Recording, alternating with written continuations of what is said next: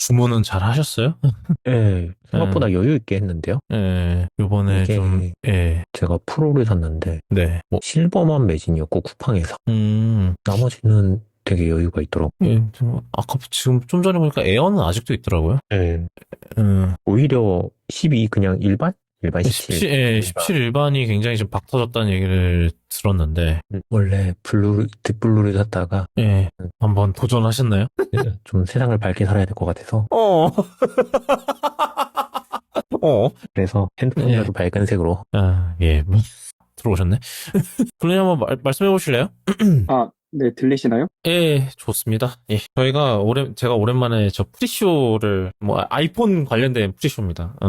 하나 준비를 했는데, 일명, 제가 제목을 이제 미니매니아라고 했는데, 아직도 아이폰 미니 사이즈가 돌아오기를 기다리는 분들이 약간 해외에도 있어요. 그러니까, 해외에도 이렇게 좀 소셜 그쪽 보면은 이제 있는데 우리나라는 뭔가 특히 좀 많은 것 같은? 그래서 좀 그런 생각이 들더라고요. 혹시 아시아 그쪽에서 미니가 좀 점유율이 좀 많이 높았나? 약간 그런 생각이 있긴 하고 이런 생각이 있어서 좀 여기 넣어봤는데 막 12미니를 아직도 굴리고 있는 사람이 있다는 좀 뭐 이런 얘기가 있었습니다. 제 지인도 12미니를 여태까지 굴리고 있었는데 저 배터리가 음, 2시간밖에 안 간답니다. 아이고. 애시당초 12미니가 굉장히 배터리는 좀 악명이 높았었고 13은 좀 나아졌다고 하는데 뭐 하여튼 그랬었는데 참 약간 저는 미니를 보면 늘 그런 생각이 들거든요. 그 약간 소셜 미디어에 목소리 큰 사람들이 말하는 것과 그 현실은 정말 다르다는 거에 가장 대표적인 예가 아닐까. 약간 그런 생각이 좀 들어요. 아직도 그러니까 뭐 미니가 나쁘다는 건 아닌데요. 일단 안 팔렸기 때문에. 그러니까 저도 뭐 지금 16 프로 맥스를 쓰고 있긴 하지만 좀 사실 솔직히 조금 후회하고 있거든요. 커서 큰 거보다 무거워요. 그러니까 확실히 무겁고 특히 이제 저는 이제 올해는 좀 이제 폰으로 이제 카메라를 이제 아예 따로 들고 다니게 되다 보니까 이제 조금씩 굳이 OX, 5배줌 들어가 있는 막 이런 게 이제 많이 안 쓰게 되더라고요. 이제 폰 카메라도 많이 안 쓰게 되고, 그래서 막 그런 생각도 들어요. 뭐, 이따가 또 얘기하겠지만, 에어가 참 끌리긴 끌린다. 약간 그런 음, 생각이 들었는데, 그 얘기는 이따가 좀, 이제 아이폰 에어 얘기하면서 좀 하긴 할 건데, 하여튼, 네, 아직도 그렇게 기다리시는 분들이 많더라고요. 뭐, 아이폰 미니 다시 만들면 살 거라는 사람이 계속 있다가씩, 와, 이게 스레드 알고리즘이 저한테 그런 것만 쳐올려서 그러는 건지 모르겠어요, 솔직히. 근데, 그런 것도 있겠지. 음, 하지만, 뭐 현실은, 네, 뭐, 당분간 안 나올 것 같아요. 그러니까 그나마 이제 내년에 뭐, 이제 나온다 루머가 있는, 아이폰 폴더블이, 닫았을 때 이제 앞에 화면이 이제 커버 디스플레이가 5.5인치인가 이렇다 그러더라고요. 그러면 그 정도면 이제 미니 사이즈에 가까워지긴 하죠. 예, 원래 음, 미니가 5.4였으니까 미니보다 조금 더 큰 정도인데 물론 가격이 한 3배, 미니 한 3배 정도 되겠죠. 음, 그래도 사람들이 살지는 한번 봅시다. 음. 그런 느낌. 방금 아시안 쪽에서 수요가 많은 것 같다라고 말씀하셔서 생각이 났는데 그 왜 예. 로지텍에서 마우스 하나 아시안 핏으로 낸 거 있잖아요. 아, 이거요. 지금 그 제가 쓰고 있는 겁니다. 리프트, 예, 제가 쓰고 있어요. 리프트. 네. 예.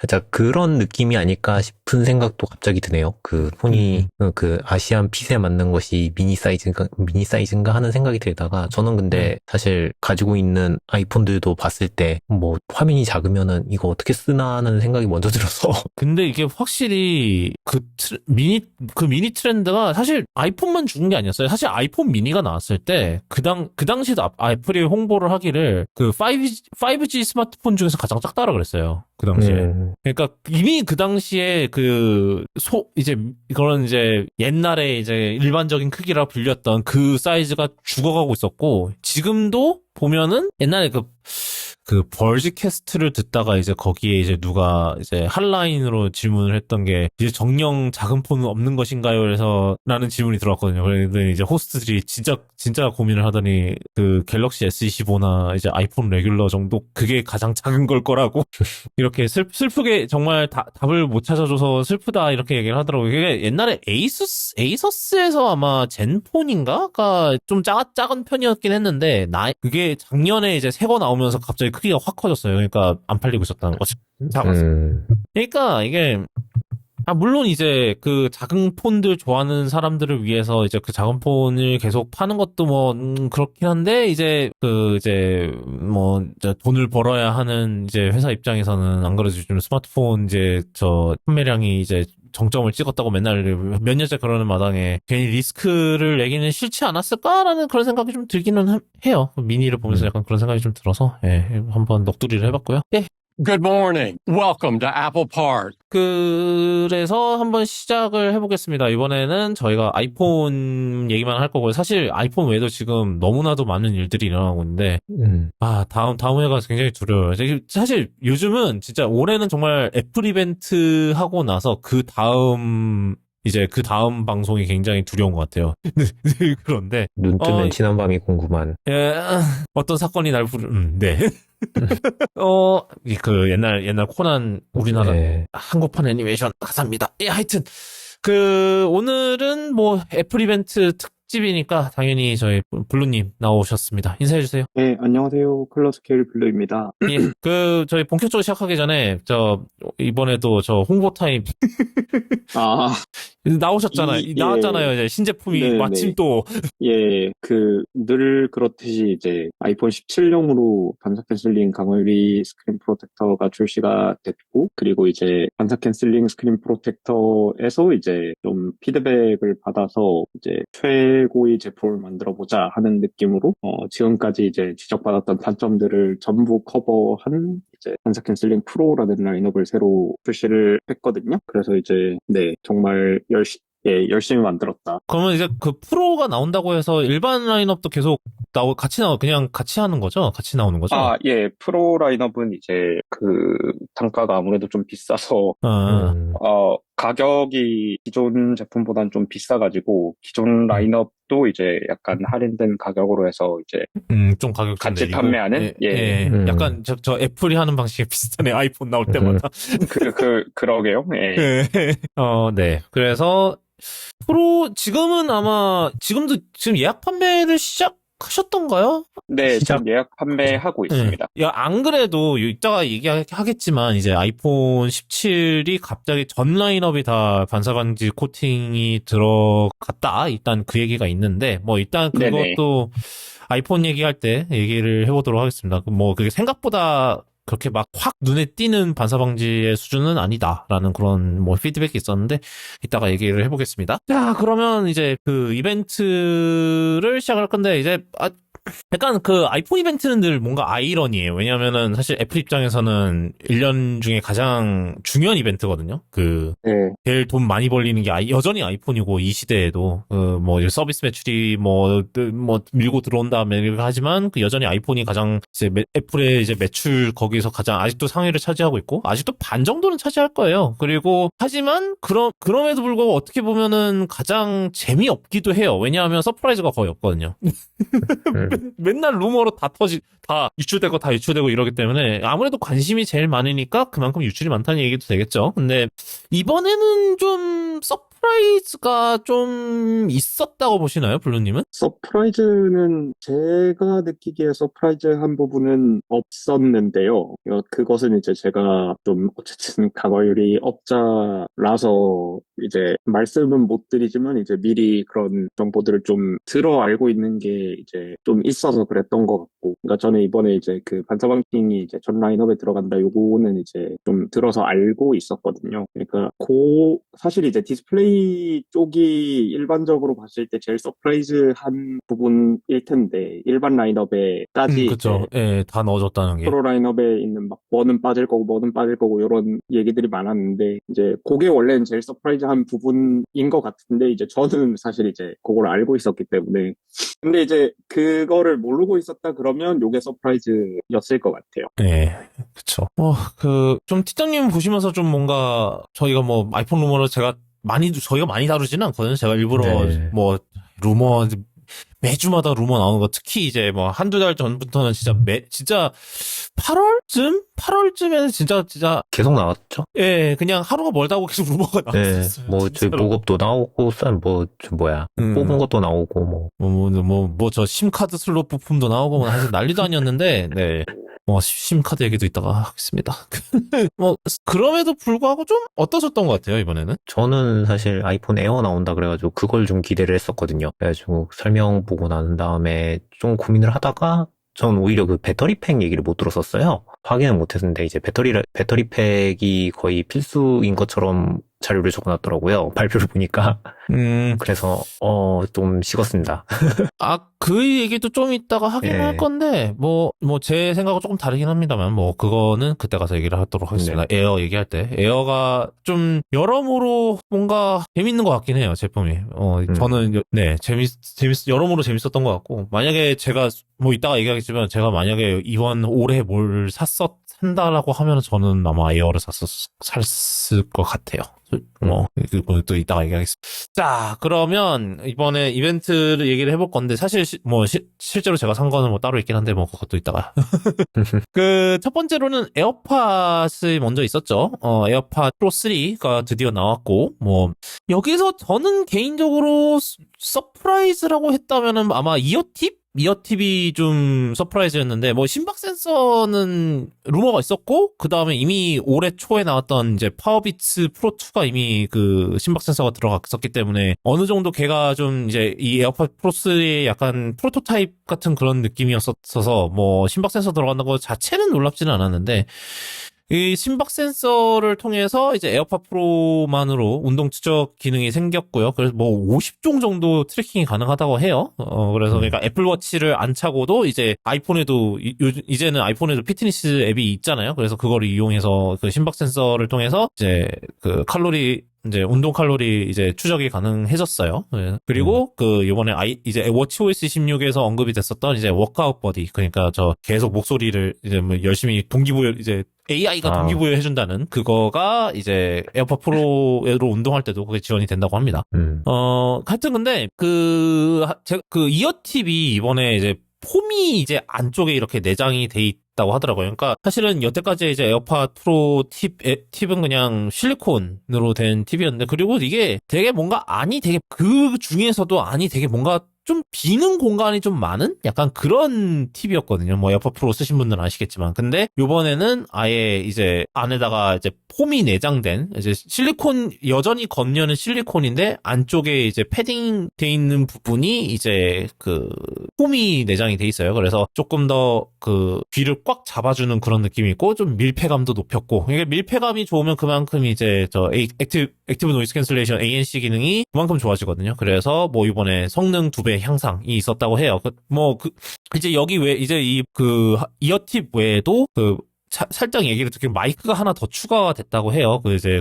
아마 이거랑 이제 좀 이따 실시간 통역 기능까지 이제 고려를 해서 아마 마이크를 하나 더 넣어준 것 같은데, 이제 이 마이크랑 이제 이어팁 덕분에 ANC 성능이 2배 향상이 됐다고 하고, 왜냐면은 에어팟 프로 3가 H2 칩을 그대로 쓰거든요.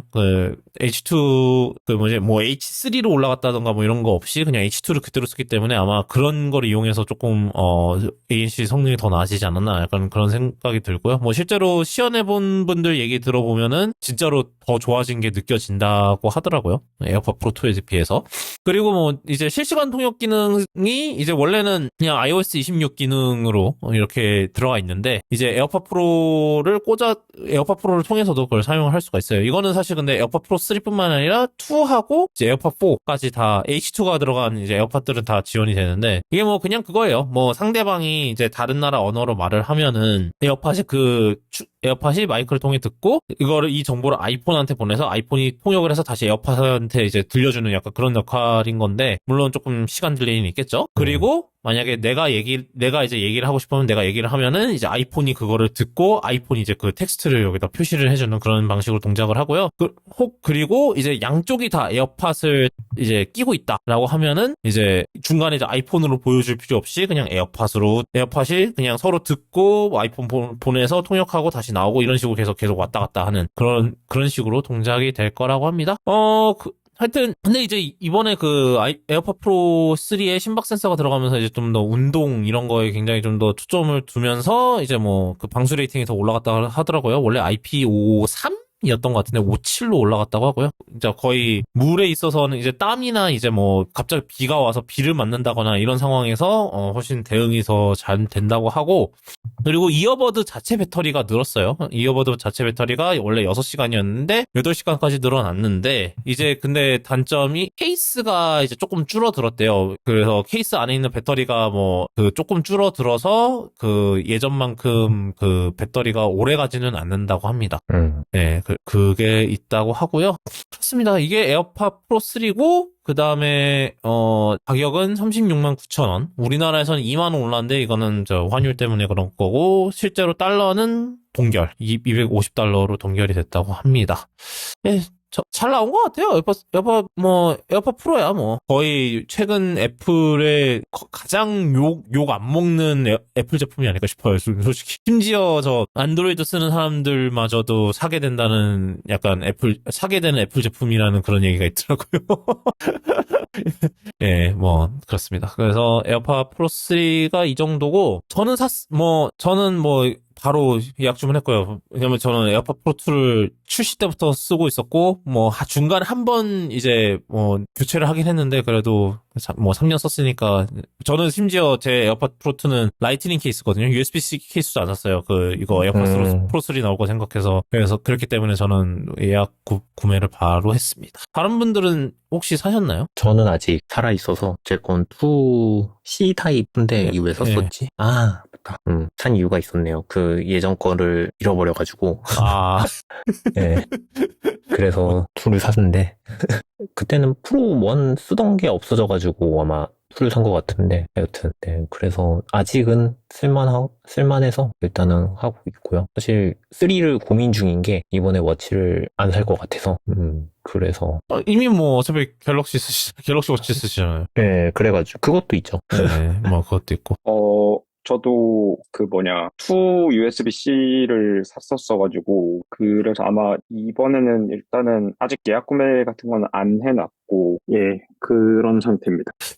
이번에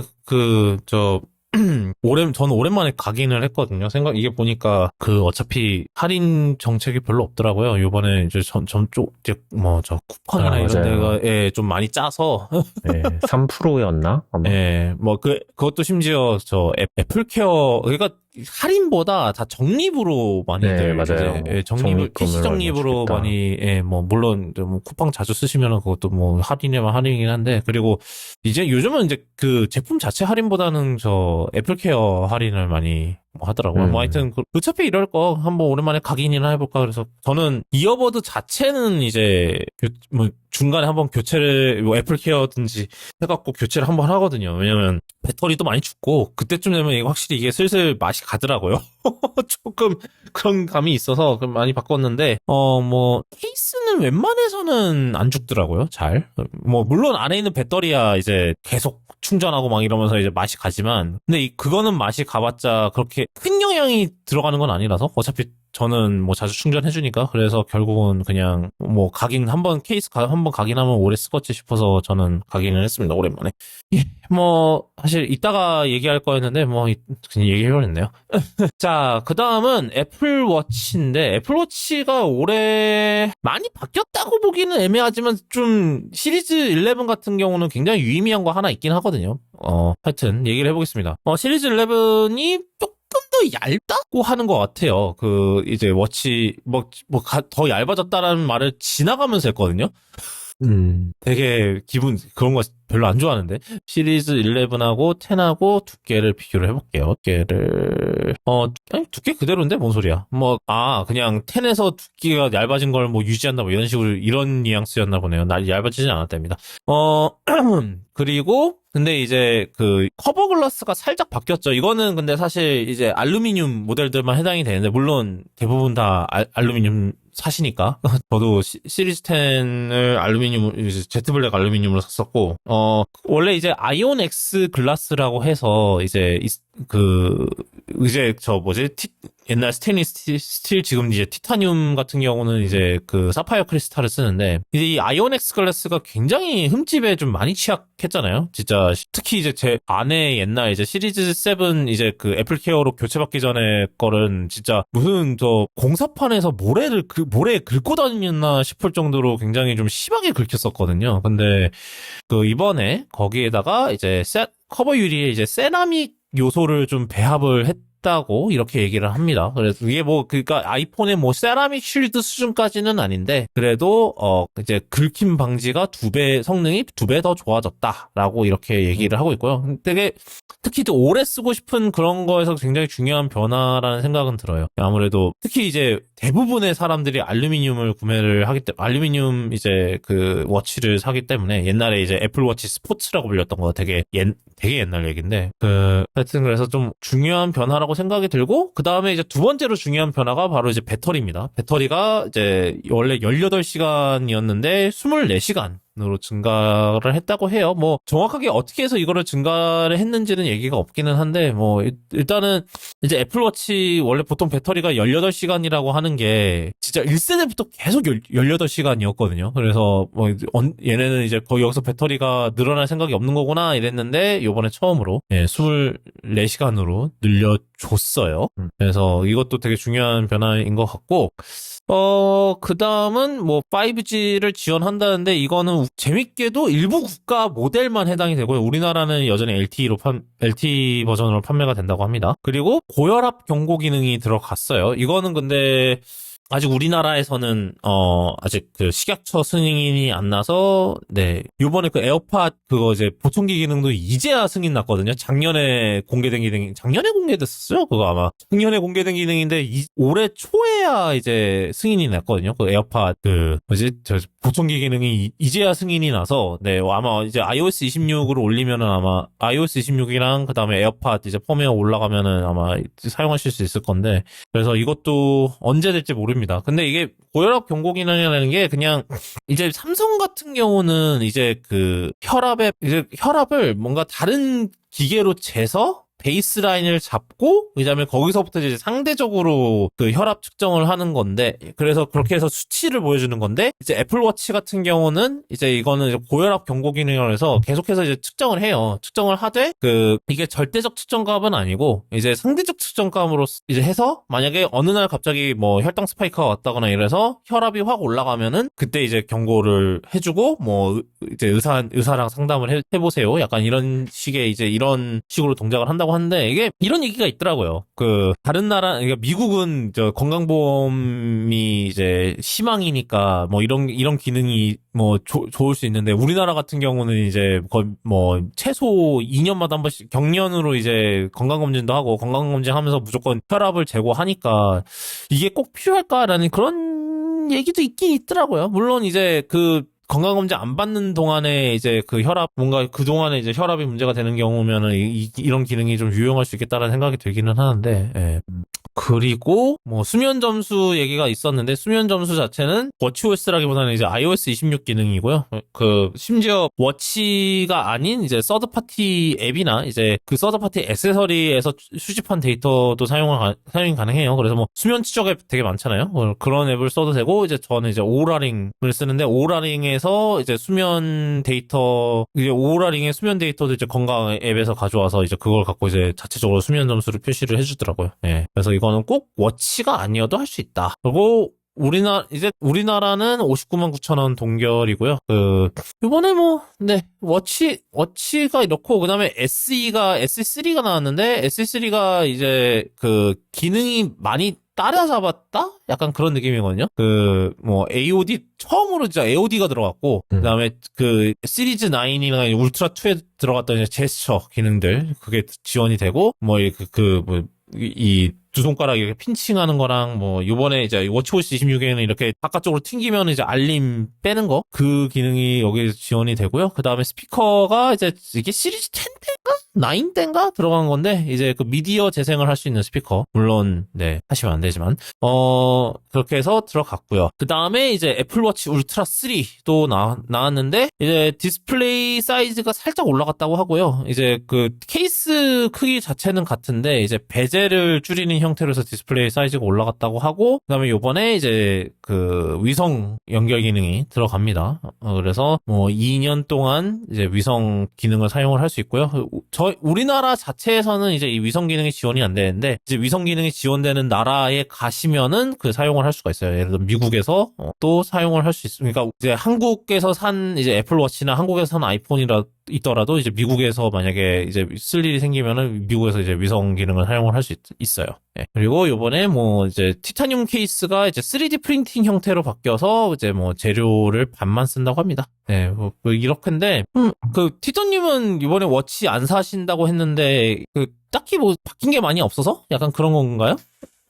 일단 제가 고민을 했던 거는 SE였거든요. AOD도 들어오고 5G도 된다고 해가지고 고민을 하고 있다가 좀 계기가 이상하긴 한데, 지금 제가 이거 갤럭시를 어머니를 드리기로 했어요. 그래가지고 이제 워치만 남고, 워치는 안 받으시고 이제 원하는 게 따로 있다고 하셔서 그걸 사드리기로 하고, 이제 제 거를 이제 중고로 팔고 애플워치를 사야겠다고 이제 막 가격을 보고 있었는데, 일단 갤럭시 워치 감가가 정말 안 좋아서요. 지금 중고가가 25만 원 정도밖에 안 나오고요. 진짜 파는 게 이 정도인지 몰라. 네, 네. 그러면서 동시에 제가 좀 찾아봤는데 갤럭시 플립 4가 중고가 한 18만 원, 20만 원대에 나온 거예요. 그래서 이걸로 사면 이제 이거 이제 현실적인 이유로 이제 이 갤럭시는 어머니한테 가는 대신 제가 플립 4 중고로 하나 사겠다 이렇게 되는 거고.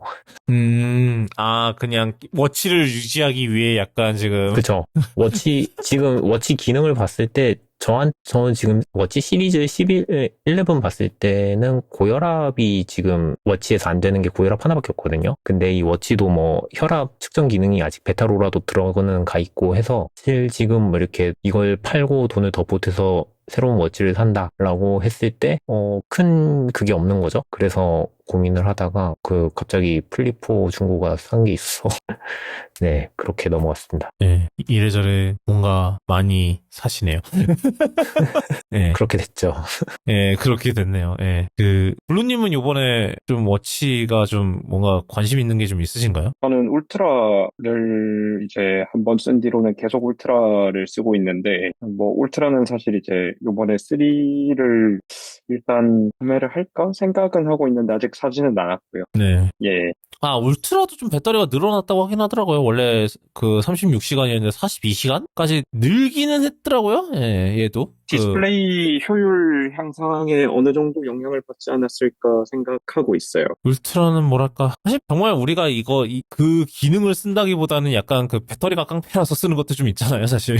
예, 저는 배터리 마음에 들고, 그 다음에 액션 버튼을 제가 요즘 음성 메모 같은 걸로 메모를 좀 자주 하는데, 그냥 울트라의 요 액션 버튼을 그걸로 할당해 놓으면 누르면 그냥 바로 녹음 모드가 돼서 그냥 녹음하고 이런 식으로 좀 쓰고 있거든요. 그래서 그거 때문에도 저는 울트라 좋아합니다. 네, 울트라가 좀 크긴 해서, 이번에 티타늄 메쉬가 좀 이쁘게 나오긴 했더라고요. 그래서, 끌리긴 하면서도 참 비싸요. 요번에 가격이 더 올랐어요. 125만 원이니까 예전보다 가격이 조금 더 오른 것 같아요. 원래 110 얼마였던 것 같은데, 예. 근데 이제 티타늄 밀레니즘 하면 140만 원이네. 이거 하나 사면 진짜 거의 5년은 써야 되지. 뭐 배터리가 근데 그 정도 버티긴 하겠죠. 워낙 배터리가 워낙 크니까 뭐 조금 배터리 효율이 떨어진다 한들 솔직히 별 기별도 안 갈 것 같아. 약간 그런 생각이 들기는 하네요. 참 울트라는 재밌는 것 같아요. 예. 약간 애플워치계 약간 지샥 같은 그런 느낌? 예. 이거 그 울트라용 그 반사 방지가 나왔던가요? 네, 있습니다. 다른 워치는 없고 울트라만. 예, 그렇죠. 다른 워치는 저 공면 때문에 힘들죠. 예, 네. 예, 그러니까 그건 어쩔 수 없죠. 그냥 뭐 크기 자체가 바뀐 건 아니니까 이거 그냥 그대로 쓸 수 있죠, 아마? 그대로 쓸 수 있을 가능성이 높은데, 그 베젤이 얇아져도 혹시 가리는 부분 없는지 테스트 한번 해보고 판매를 하려고요, 판매는. 구매를 하셔야 되는군요. 그런 이유더라도. 예, 이래저래 구입을 하셔야 되는군요. 예, 알겠습니다. 네. 예, 이제, 뭐, 일단은 뭐, 사실 중요한 거 해야죠. 아이폰 얘기를 해야 되는데, 이번에 아이폰이 좀 또 재밌게도 흘러갔죠. 근데 뭐 그 얘기를 해보겠습니다. 일단은 첫 번째는 일반형 아이폰 17인데, 뭐, 아까도 잠깐 얘기했지만, 좀, 생각보다 가성비가 굉장히 좋아졌어요. 아이폰 17이 이번에. 개선점을 보면은, 일단은 디스플레이가 살짝 커졌습니다. 6.1에서 6.3. 이거는 아마 작년에 이제 16 프로 나올 때 사이즈 커진 거랑 거의 똑같이 커진 거고, 그리고 화면을 아마 사실상 똑같은 거 쓰는 거죠? 이제 프로랑.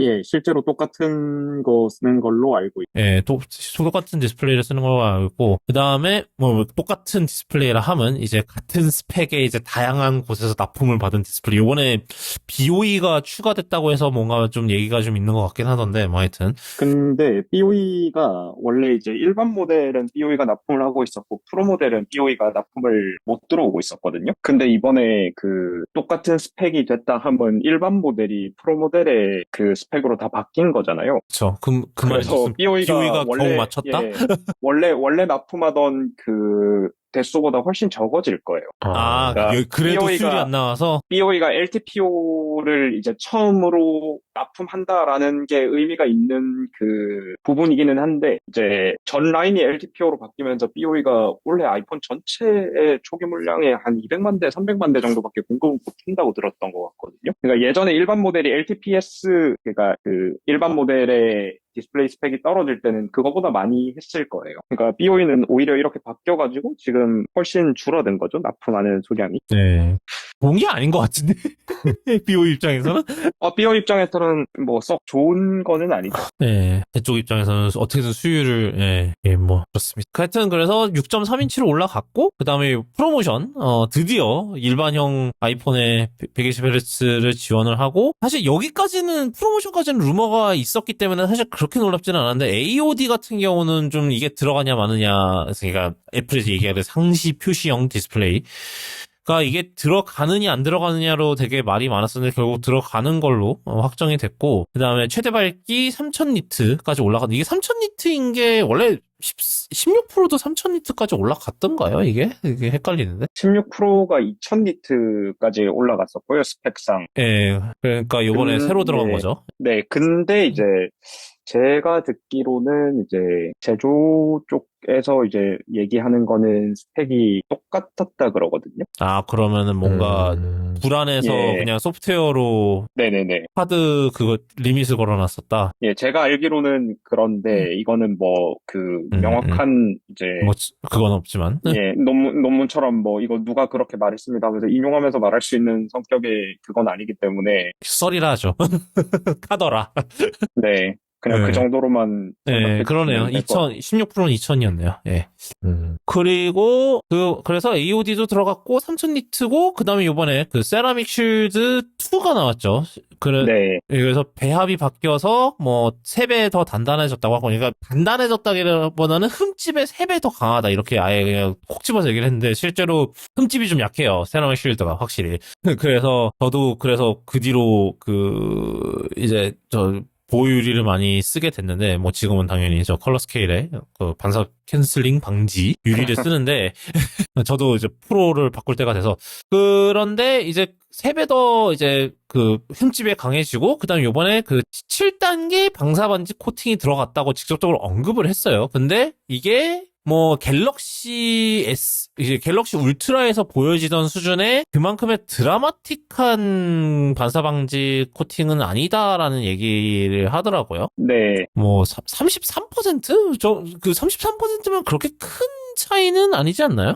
그러니까 33%가 줄었다라고 이제 그 홈페이지에 적혀 있는데 33%가 줄었으면 이제 한 3점 몇 퍼센트? 그러니까 이제 기존보다 개선된 거는 맞는데 이제 또 그 갤럭시 S25 울트라 같은 경우에는 이게 1.3%그 정도거든요, 반사율이. 그러니까 이제 걔네들에 비하면 한 2배 이상 반사가 더 많은 거죠. 2배에서 네. 3배 사이 정도? 예.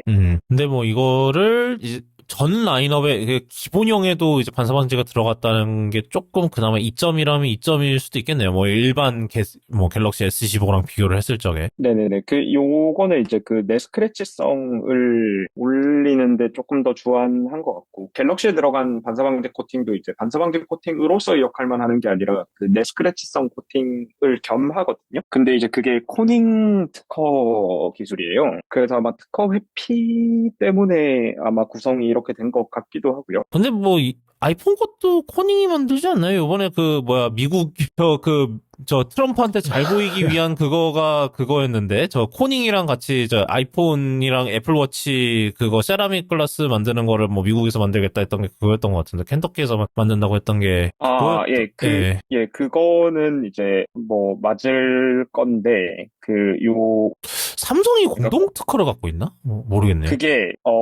이게 좀 애매한 게, 코닝이 한국에 그 지사가 있거든요. 근데 그게 이제, 원래는 삼성이 공동 지분을 가지고 있는 회사였다가, 지금은 제가 알기로 코닝 그 지분 100%로 알고 있어요. 근데 거기 계시는 분이 이제 아마 그 회사가 여기 이 특허 어사이니로 포함이 돼 있는지 그런 거는 좀 살펴봐야 될 것 같은데. 뭔가 굉장히 복잡한 법적 모시기가 걸쳐 있는 걸로. 예, 어쨌든 이제 요 특허 기술에 기반이 되는 논문에는 아산시에 있는 그 코닝 정밀 기술에 계시는 이제 한국인 분의 이름이 좀 들어가 있거든요. 그래서 이게 요 기술이 이제 삼성이랑 공동 개발돼서 요거는 이제 뭐 삼성 제품에만 쓴다 뭐 그런 그게 있을 수도 있을 것 같아요.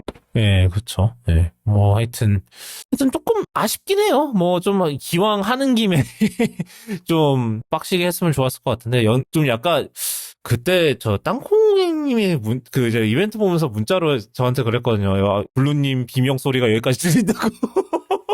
그랬었는데, 예, 다행히도 아직 그 정도까지는 아닌 걸로. 예, 맞습니다. 뭐, 일단은, 그래도 컬러 스케일에 그게, 이제 그게, 설 자리가 아직은 있는 걸로. 갤럭시만큼은 아니기 때문에. 예. 그렇고요 하여튼 디스플레이가 이번에 많이 업그레이드가 되면서 확실히 이제 사람들이 이제 정말 유의미하게 이제 받아들일 수 있는, 이것도 사실 프로모션은 여전히 솔직히 좀 그게 좀 있기는 해요. 이 사람이 이거를 받아들일 수 있냐, 없냐가 사실은 뭐 이게 사람마다 케바케인 게 있기는 하지만 좀 주관적인 면이 있긴 하지만 일단은 디스플레이 스펙 자체로 봤을 때는 프로랑 완전히 동일해졌기 때문에 이제 이 디스플레이 스펙이 사실은 이제 일반 모델, 뭐 카메라를 제외하면 이제 프로랑 이제 일반형 아이폰의 이제 가장 유의미한 차이였는데 그 간극이 사실상 거의 없어졌죠. 디스플레이가 똑같으니까. 그래서 네. 그런 면에서 되게 이번에 기본형 아이폰 17이 굉장히 가성비가 좋게 나온 것 같고요. 특히 이제 이따가 가격 얘기도 하겠지만 가격도 그만큼 또 가격 때문에 또 가성비가 확 올라가는 그런 게 좀 있었죠. 뭐 이건 이제 가격 얘기할 때 얘기를 할게요. 자, CPU 이제 프로세서로는 칩은 이제 A19를 쓰는데, 사실 지금 이 A19는, 그러니까 지금 이제 이따가 얘기할 이제 아이폰 에어의 A19 프로도 GPU가 5개고, 이 아이폰 17의 A19도 GPU가 5개인데, 그럼 이 둘의 사이에는, 그럼 사실상 메모리 차이밖에 없는 건가요? A19랑 A19 프로 말씀하시는 그러니까 거죠? 아이폰 에어에 들어가는 A19 프로. 아이폰 에어에 들어가는 A19 프로는 근데 기본적으로는 이제 프로에 들어가는 A19 프로에서 GPU 하나가 비활성화된 상태인데, 근데 사실 이제 에어에서 그 안에 있는 프로레스 인코더나 이런 걸 사용하진 않으니까, 아, 그쵸. 예. 예, 그런 관점에서 보면 이제 메모리가 다르고요. 그리고 이제 캐시 용량이 좀 차이가 있거든요. 맞아요. 그게 그게 애매하게 얘기를 하기에는 L3인 거예요? 캐시가? 보통 이제 시스템 레벨 캐시라고 하는 L3라고 하기가 좀 요즘은 좀 애매한 게 이제 CPU 입장에서는 L3인데 이게 또 이제 다른 계산기 입장에서는 그게 L3가 아닐 수도 있거든요. 요즘은 이게 다 통합형이니까. 예, 그러니까 칩 전체의 그 계산기들이 다 공유하는, 그러니까 유니파이드 메모리 아키텍처니까 CPU랑 GPU가 메모리 공간을 같이 쓰잖아요. 그러면 당연히 이제 그 캐시도 그 동일한 메모리 공간을 공유하는 거기 때문에 이제 그 라스트 레벨 캐시라고 이제 요즘 얘기를 하거든요. 시스템 레벨 캐시 아니면 라스트 레벨 캐시 뭐 이런 식으로 얘기를 하는데 그 용량의 차이가 좀 있습니다. 그건 A18이랑 A18 프로 때도 똑같았고요. 그러니까 요번에 뭐 그 A18 프로랑 비교했을 때도 뭐 그러면 그때 있었던 그 캐시의 차이점이 그냥 그대로 그냥 넘어온 거라고 보면 되겠네요. 어떻게 보면. 예, A18이랑 A18 프로의 차이가 그대로 이제 좀 넘어왔다라고 보셔도 크게 문제 없을 것 같아요. 네. 그렇고요. 사실 A19가 들어가고요. 이번 라인업에서 유일하게 이제 메모리가 8기가 조금, 안타깝게 됐지만, 예. 근데 이제 요번에 아마 A19가 새로운 프로세스에서 만드나요? 이제 A18이랑 비교할 때? 지난번 게 N3E? 예, 지난번 게 N3E였고, 요번에 P? 지금 게 이제 N3 P에서 예. 만들거든요. 예. 그러니까 이게 A19랑 A19 프로 전부 다 N3P 공정에서 제조하고요. 그 다음에 이제 N3E에 비하면 약간의 한 5% 정도의 성능 향상, 10% 정도의 이제 전력 절감, 그리고 이제 면적 면에서 이제 좀 더 향상이 있는 공정입니다. 네, 그 덕분인지 배터리 시간을 무려 8시, 그러니까 비디오 스트리밍 기준으로 8시간을 추가했다고 하고요. 이게 물론 배터리도 커진 것 같아요. 아이폰 일반 16에 비해서 배터리도 커졌고 그 다음에 또 이제 프로모션을 들어갔기 때문에 이제 물론 이제 고주사율 디스플레이이기도 하지만 예전에 이제 뭐 아이폰 16 이전에 이제 일반 아이폰은 그냥 60Hz 고정이었잖아요. 그 디스플레이가. 네네네. 근데 이번에는 이제 프로모션을 적용을 하면서 사실 120Hz인 것보다도 사실 더 중요한 게 사실은 이제 적응형 주사율이라는 거죠. 상황에 따라서 얘네가 주사율을 1Hz까지 떨어뜨릴 수 있죠. 이제 아이폰 네. 같은 경우는. 그러니까는 안 쓸 때는 이게 정말 예를 들어서 하다못해 영화를 볼 때도 우리가 이제 아이폰으로 영화를 볼 때 보통 대부분의 영화는 이제 초당 24프레임, 24프레임이니까 그만큼 24Hz로 떨어뜨릴 수 있다는 얘기가 되거든요. 굳이 네네네. 이 입장에서는 120Hz를 유지할 필요가 없는 거예요. 어차피 영화가 120Hz가 안 되니 120프레임 퍼 세컨드가 아니니까. 그래서 그런 과정에서 배터리가 또 절약이 되죠. 왜냐면 그만큼 자주 화면을 바꿀 필요가 없으니까. 그래서 하여튼 네. 요번에 배터리 시간이 굉장히 늘어났다고 하고요. 그다음에 네.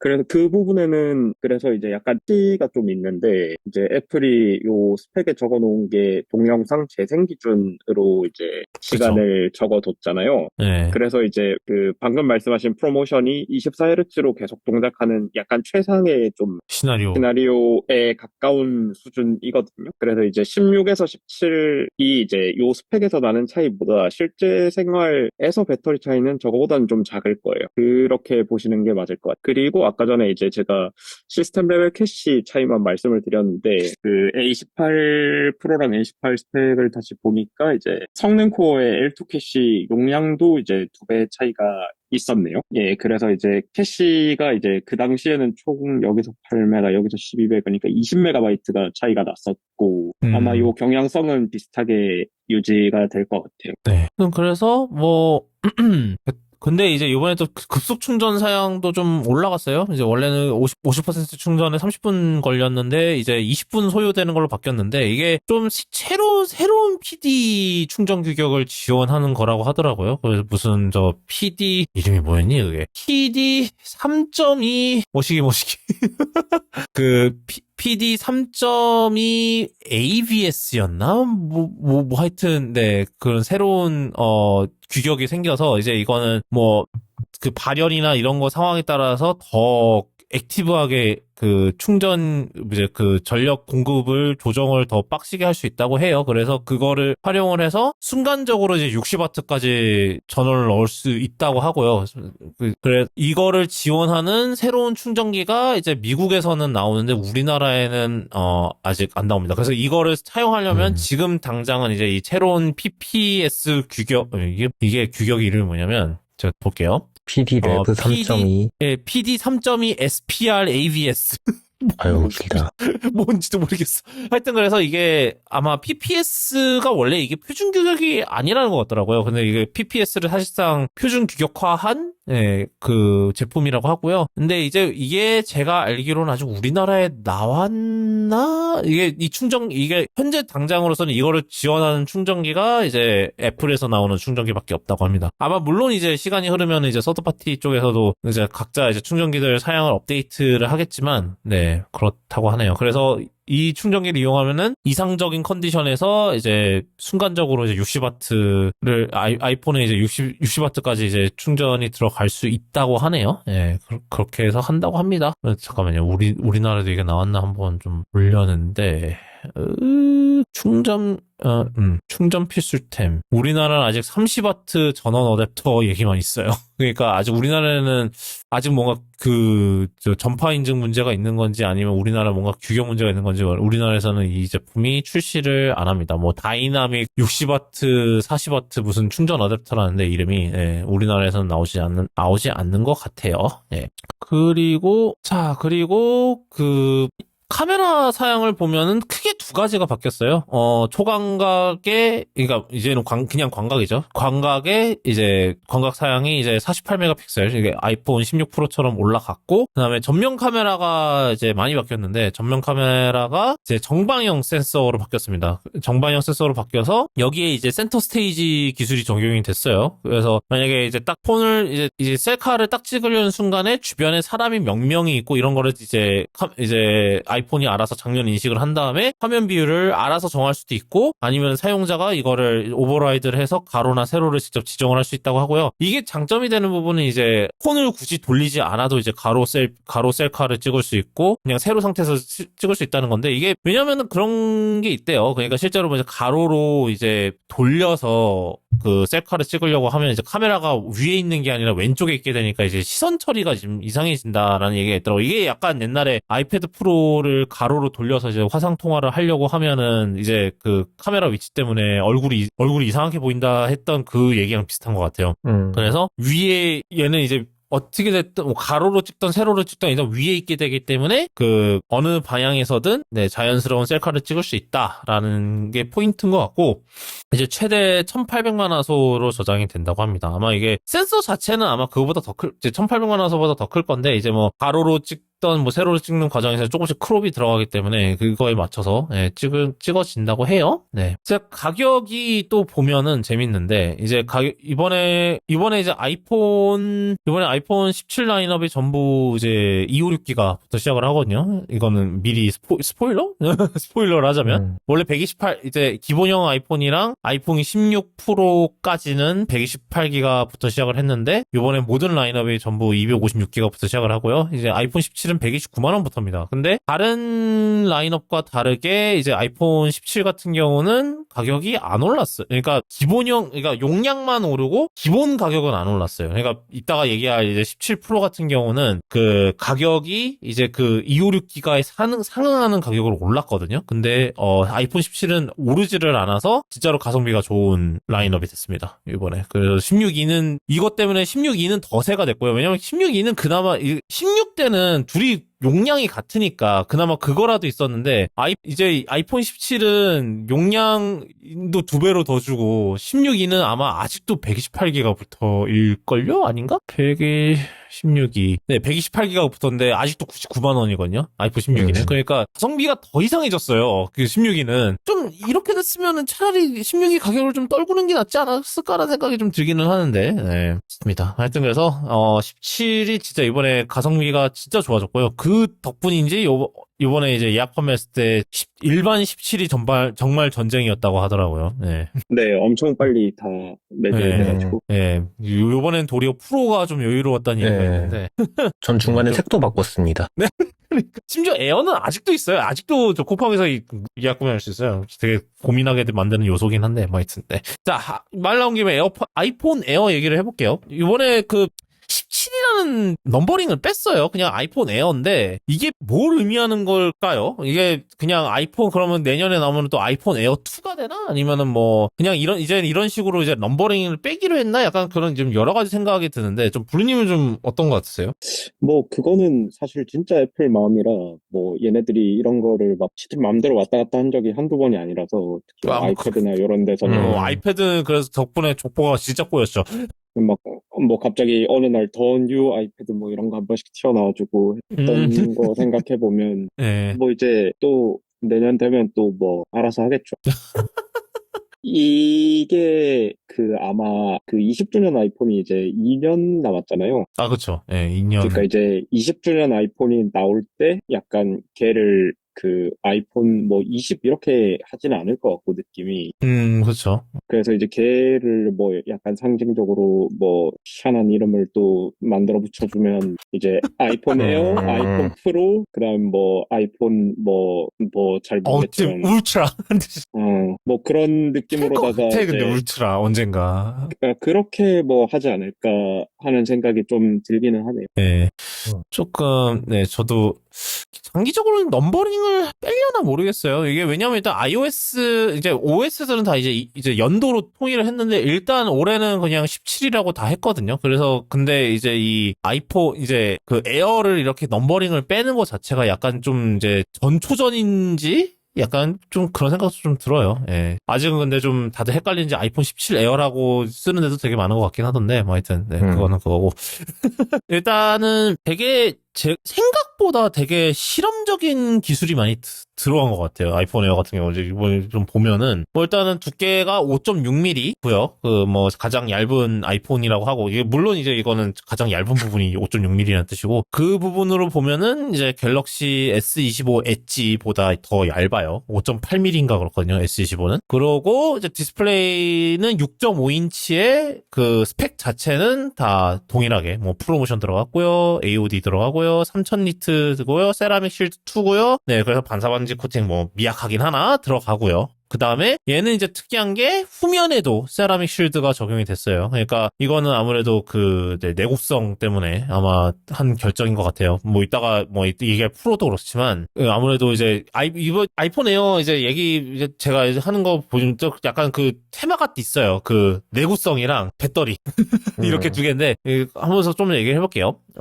후면에도 세라믹 쉴드를 가 들어가서 뭐 이제 쉽게 안 깨진다. 그러니까 세라믹 쉴드 1은 사실 뭐 그 흠집보다는 이제 깨지는 거에 더 강한 거기 때문에 그러니까 이제 유리가 잘 안 깨질 거다라는 그런 얘기고요. 그 다음에 이게 구조적으로 이제 좀 특이한 게 이제 위에를 카메라 이제 섬도 아니고 이제 고원이 됐습니다. 이제 카메라 플래토인데 그래서 처음에 이제 영어로 카메라 플래토라 그럴 때 우리나라에서 이걸 어떻게 번역하려나 카메라 고원이라 하나 막 이랬는데 그냥 플래토라 했더라고요. 그냥 음처리더라고요. 네. 재미없게.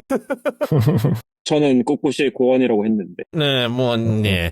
근데 그래서 정식 애플의 공식 명칭을 쓰는 게 기사 쓰는 사람 입장에서는 그게 낫긴 해요. 뭐 하여튼 이게 플래토라고 이름을 붙인 게 저는 좀 의미가 있다고 생각을 했는데, 이제 카메라 섬일 때는 얘네들이 여기에 대해서 딱 이렇게 뭐라고 안 했죠. 뭔가 공식적으로 이걸 부르는 이름이 없었잖아요. 네. 그래가지고 얘네들이 이번에 플래토라는 이름을 안 만들었으면 제가 이거 카메라 대륙이라고 하려고 했거든요. 근데 이제 플래토라고 반도 있잖아요. 반도. 이름을 만들어. 근데 요건 또 이제 반도라고 하기는 이렇게 옛날 게 섬이었으면 이거는 반도는 아니고 이제 대륙 호주처럼 예. 근데 이제 어쨌든 근데 여기에 이름을 붙였다는 거는 얘가 이제 다이내믹 아일랜드처럼 꽤 오래 갈 것이다라는 애플의 약간 좀 선전포고로 저는 봤어요. 그랬고 고원 같긴 하잖아요. 이렇게 아예 살짝 올라가다가 그냥 위를 딱 평면으로 그냥 갈라버린 게 어떻게 보면 고원 같이 생기긴 했어요. 네. 근데 이게 되게 웃겼던 게, 이제 발표 영상에서 이걸 아이코닉이라 그랬거든요. 아니, 처음 하는 거면서 무슨 아이코닉이야, 인간아. 아니면은 전 세대 아이폰들의 그것도 그냥 플래토라고 생각을 하는 건지 뭔지 모르겠어요, 솔직히. 근데, 뭐 하여튼, 예. 여기에, 근데 이제, 왜, 근데 약간 루머로 이제 이 디자인이 유출이 됐을 때 되게 모두의 이제 머리를 극적이게 되게 혼란스럽게 했던 거는 프로가 이런 디자인 하는 건 이해가 된다. 왜냐면은 뭐 카메라 뭐 이제 테트라 프리즘 이런 거 넣으려면은 뭐 그게 가로까지 공간이 필요할 수 있지. 근데 왜 굳이 에어를, 그러니까 카메라 하나밖에 없는 에어를 왜 이렇게 했나 했더니 이제 거기다가 이제 최대한 부품을 쑤셔 넣었어요. 뭐 A19도 거기 들어가 있고 뭐 스피커, 뭐 모노 스피커라고 하는데 이게 네, 저는 사실 이제 에어에 들어가는 게 제일 이해가 됐는데, 저는 왜 그렇게 생각을 했냐면은, 페이스 아이디를 넣으려면 이 공간이 무조건 필요해요. 그러니까 페이스 아이디 모듈이 두껍거든요. 그러니까 페이스 아이디 모듈의 최소 두께가 아이패드 프로의 두께라고 보시면 돼요. 아이패드 프로 지금 OLED 들어간 아이패드 프로가 거의 아이폰 5.1? 에어랑 두께가 거의 아이폰 에어보다 조금 더 얇은데, 그러니까 그게 이제 페이스 아이디 모듈이 들어갈 수 있는 최소 두께에 가깝거든요. 근데 뭐 그나마 아이패드는 저 부품을 흩뜨려 놓을 수라도 있지, 공간이 넓으니까. 예, 그것도 그렇고 이제 아이패드는 디스플레이가 끝나고 베젤이 있고 그 베젤 공간에 페이스 아이디가 들어가잖아요. 근데 아이폰은 디스플레이 아래쪽으로 페이스 아이디 모듈이 배치가 돼야 돼서 이 뒤쪽에 공간이 조금 더 있어야 돼요. 아이패드랑 비교했을 때. 뭐 그런 이유도 있겠네요. 근데 일단 확실한 거는 뭐 일단 거기다가 굉장히 많이 쑤셔 넣었더라고요. 뭐 A19도 A19 프로도 그 위에다 쑤셔 넣었고, 그 다음에 뭐 스피커, 뭐 모노 스피커긴 하지만 뭐 하여튼 그것도 좀, 모르겠어요. 스피커는 뭐 들어봐야 알긴 할 것 같은데 뭐 일단 모노 스피커고요. 뭐 그거에 대해서 좀 왈가왈부하는 부분이 있고, 그 다음에 거기다가 또 뭐 당연히 저 후면 카메라, 그 두꺼운 후면 카메라도 거기다 넣었고, 뭐 하여튼 뭐 통신 이제 뭐 셀룰러 모뎀이랑 이런 것도 다 거기 들어가 있고. 근데 이제 실제로 도면 자체를 보면은 조금 밑에까지 내려와 있기는 하대요. 그러니까 그 카메라 플래토 아랫부분까지 조금씩 부품이 나와 있긴 한데 대부분 거기다 쑤셔 넣은 거는 맞다.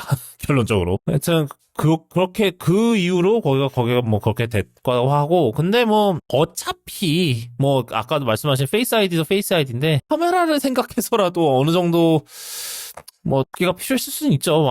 요즘 카메라가 이제 센서가 워낙 크니까 이제 스마트폰 관점에서는 아무래도 센서가 워낙 크니까, 센서가 워낙 크면은 그만큼 이제 렌즈 사양을, 그거에 상응하는 렌즈 화각이 나오려면은 어쩔 수 없이 이제 물리학의 법칙 때문에 두께가 어느 정도는 생길 수밖에 없거든요. 그러니까 많은 분들이 바라시는 이제 카메라가 안 튀어나오는 이제 스마트폰을 만들려면요, 그 카메라 스펙을 악화시키는, 거의 2010년 초반대 수준으로 돌리는 것밖에 방법이 없습니다. 네. 그것도 원하시는 건 아니잖아요, 솔직히. 사실 이게 그래도 되지 않냐라고 해도 그 당시 카메라로 과연 뭐 지금과 같은 뭐 QR 코드 스캔, 정밀한 QR 코드 스캔이 될까 싶기도 하고, 그 당시 카메라로. 아니면 카툭티를 없애는 방법이 또 하나 있죠. 다 두껍게 만드는 거요? 아이폰 우라늄 뭐 이런 거를 만들면 되죠.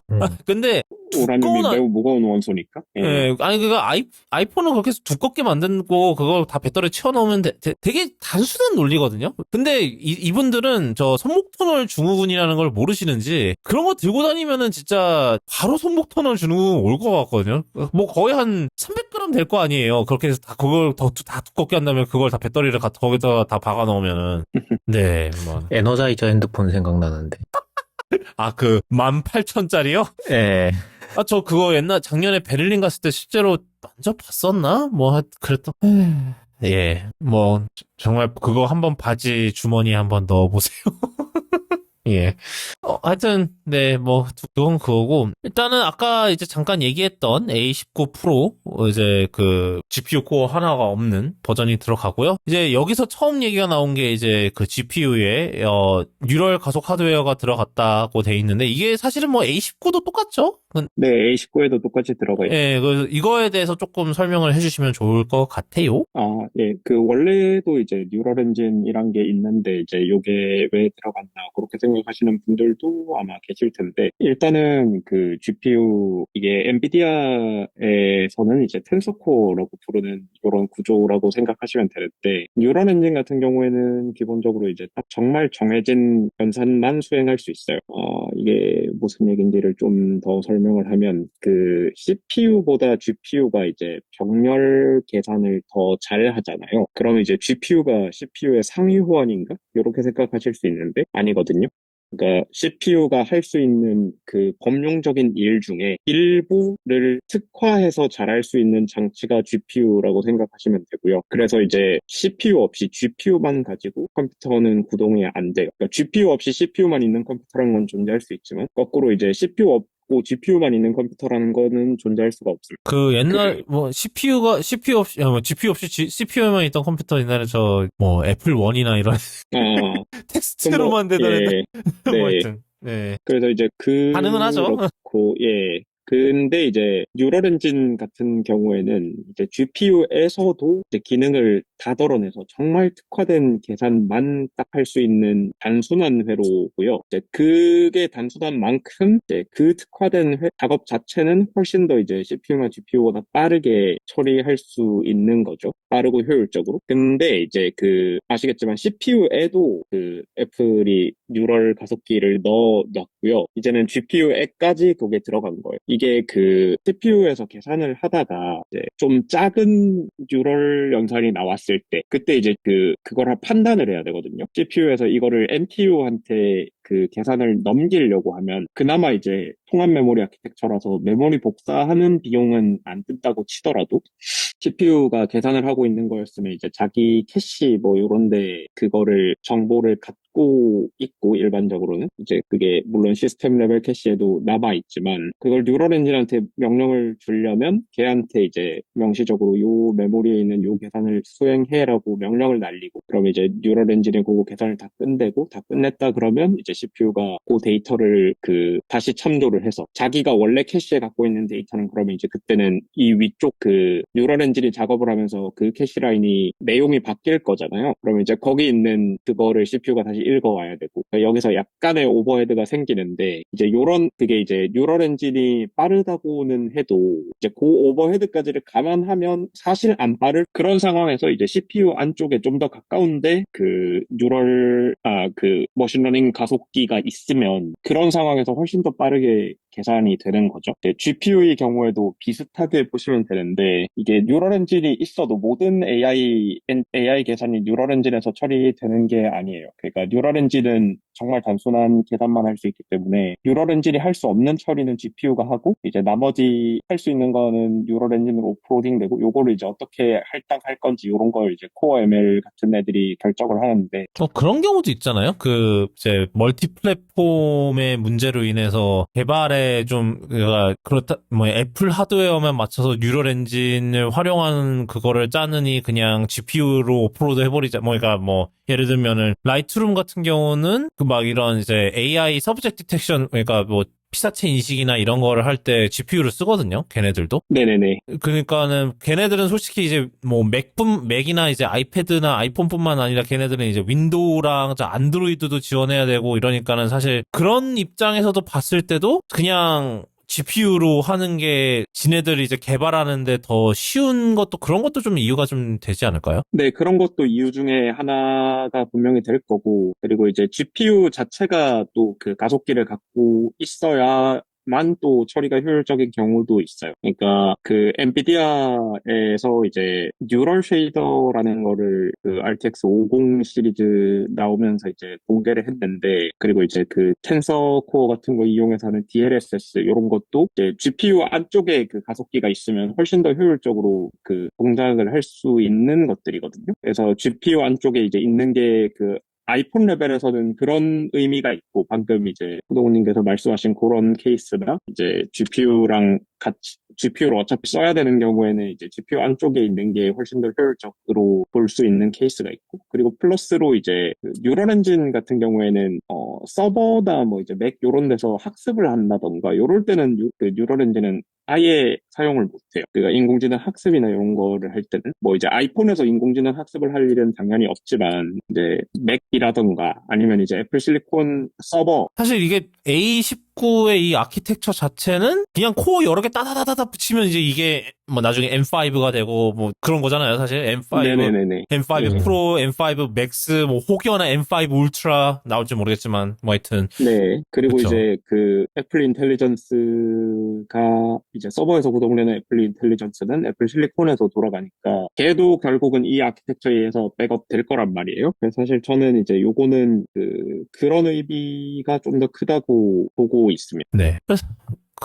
그래서 뭐 그 외에도 요번에 이제 또 자체 칩 하나가 또 등장을 했어요. 바로 N1 칩인데 여기에는 와이파이랑 블루투스랑 그다음에 우리나라에서는 거의 이제 이거는 스마트홈에 많이 쓰이는 스레드 이제 관련 네트워킹이 하나의 칩으로 통합이 돼 있고요. 이거는 이제 아이폰 에어뿐만 아니라 아이폰 17이랑 아이폰 17 프로도 사용을 하고요. 그리고 이제 아이폰 16E에서 처음 선보였던 C1을 개선한 C1X 이제 자체 셀룰러 모뎀이 나왔고, C1보다 2배 더 빠르다라는 게 일단 포인트인데, 일단은 그래도 여전히 그 퀄컴, 이제 프로랑 17은 아직 퀄컴 걸 쓰는데, 왜냐하면은 밀리미터 웨이브가 아직은 C1X 지원을 안 하기 때문에, 이제 우리나라에서는 밀리미터 웨이브가 사실 의미가 없는데, 뭐, 미국이나 이런 데서는 사실 미국에서 의미 있냐고 하면 또 애매하긴 한데, 그래도 있으니까.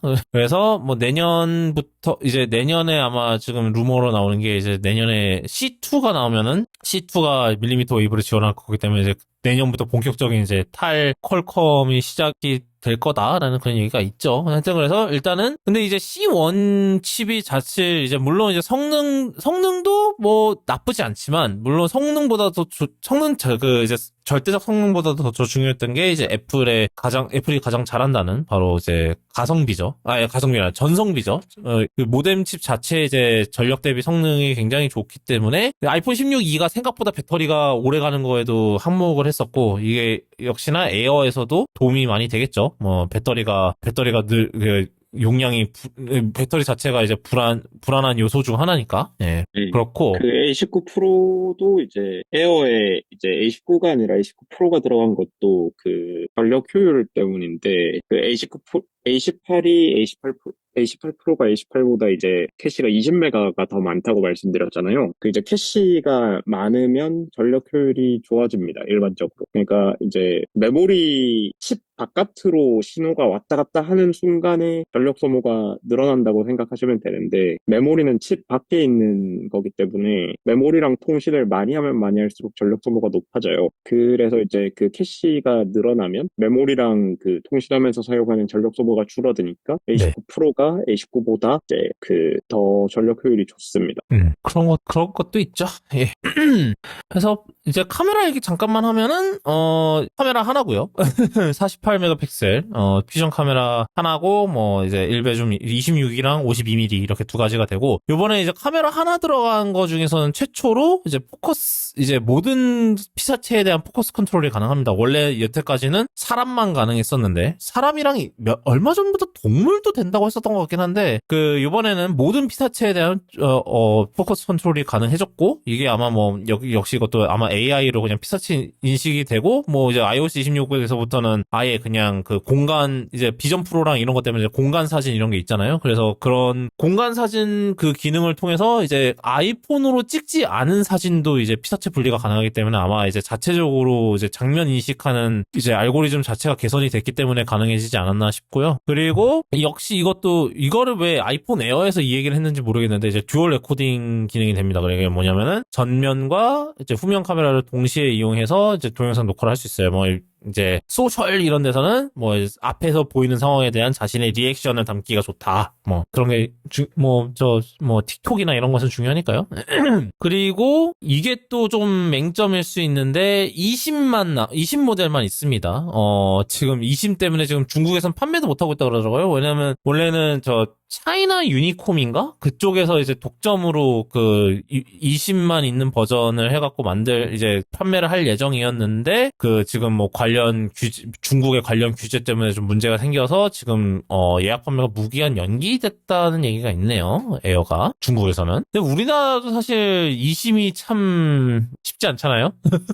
사실 그것 때문에 지금 우리나라에서 에어가 별로 지금 뭐 인기가 없는 건가? 약간 그런 생각도 있긴 한데, 심지어 저는 또 SKT 유저이기 때문에 그놈의 유심 보호 서비스 때문에 저는 자체적으로 한번 아이폰 16 프로에서 한번 자체적으로 이심 전환을 해볼까 했는데 안 됩니다. 그놈의 유심 보호 서비스 때문에 대리점 가서 해야 돼요. 망한 SKT 놈들. 오늘도 욕 하나 하고요.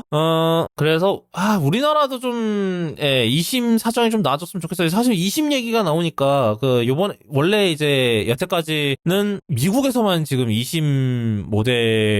이심으로만 모델이 팔렸거든요. 근데 올해는 좀 확장이 됐다고 해요. 지금 일본도 이심으로만 판매가 될 거라고 하고요. 에어뿐만 아니라 17이랑 17 프로, 그 다음에 뭐 캐나다 뭐 이런 나라들도 다 이심 모델만 판매가 된다고 하네요. 그러니까 조금 많아졌어요. 그러니까 조금씩 애플이 좀 통신사들한테 압박을 좀 가하는 것 같아요. 자, 이제 또 이 맹점, 두 번째 맹점이 이제 배터리인데, 일단은 뭐 애플이 이제 배터리에 대한 우려를 이제 하려고 굉장히 이제 키노트에서도 굉장히 얘기를 많이 했거든요. 뭐 C1X 했고 뭐 A19 프로도 그거 했고 등등등등 해서 뭐 일단은 거기서는 그냥 올데이 배터리 라이프라고만 언급을 했습니다. 키노트에서는. 근데 이제 실제로 수치를 보면요. 동영상 재생 저는 동영상 재생 성능을 이제 배터리 성능을 봤을 때 작년에 16보다 높게 잡힙니다. 뭐 근데 아까 이제 블루님이 말씀하신 그 부분에 대한 프로모션을 이용한 꼼수일 가능성도 없지는 않아요, 실제로. 근데 일단은 16보다는 배터리가 조금 높고요. 뭐 당연히 올해 나온 아이폰들 가운데서 당연히 배터리 라이프가 제일 안 좋기는 하지만 그래도 뭐 작년 16보다는 배터리가 그래도 조금 더 높긴 하더라. 근데 얘네들이 아까 말씀드린 대로 어디까지나 얘네들이 동영상 기준을 하기 때문에 좀 그런 면에서 조금 그런 게 있을 수는 있다. 그러니까 고주사율의 상황이 계속해서 쓰이는 상황이면은 조금 배터리가 생각보다 안 좋을 수 있다라는 그런 얘기는 있죠. 예.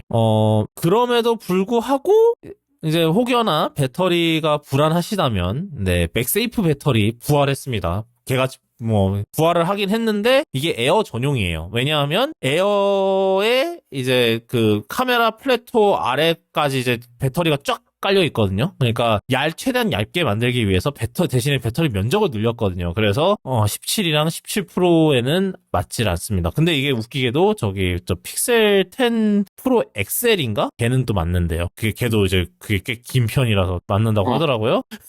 어이없게도. 그러니까 규격 자체는 문제가 아닌데 그냥 단순히 면적 때문에 그런 거고요. 그리고 뭐 그런 얘기도 있어요.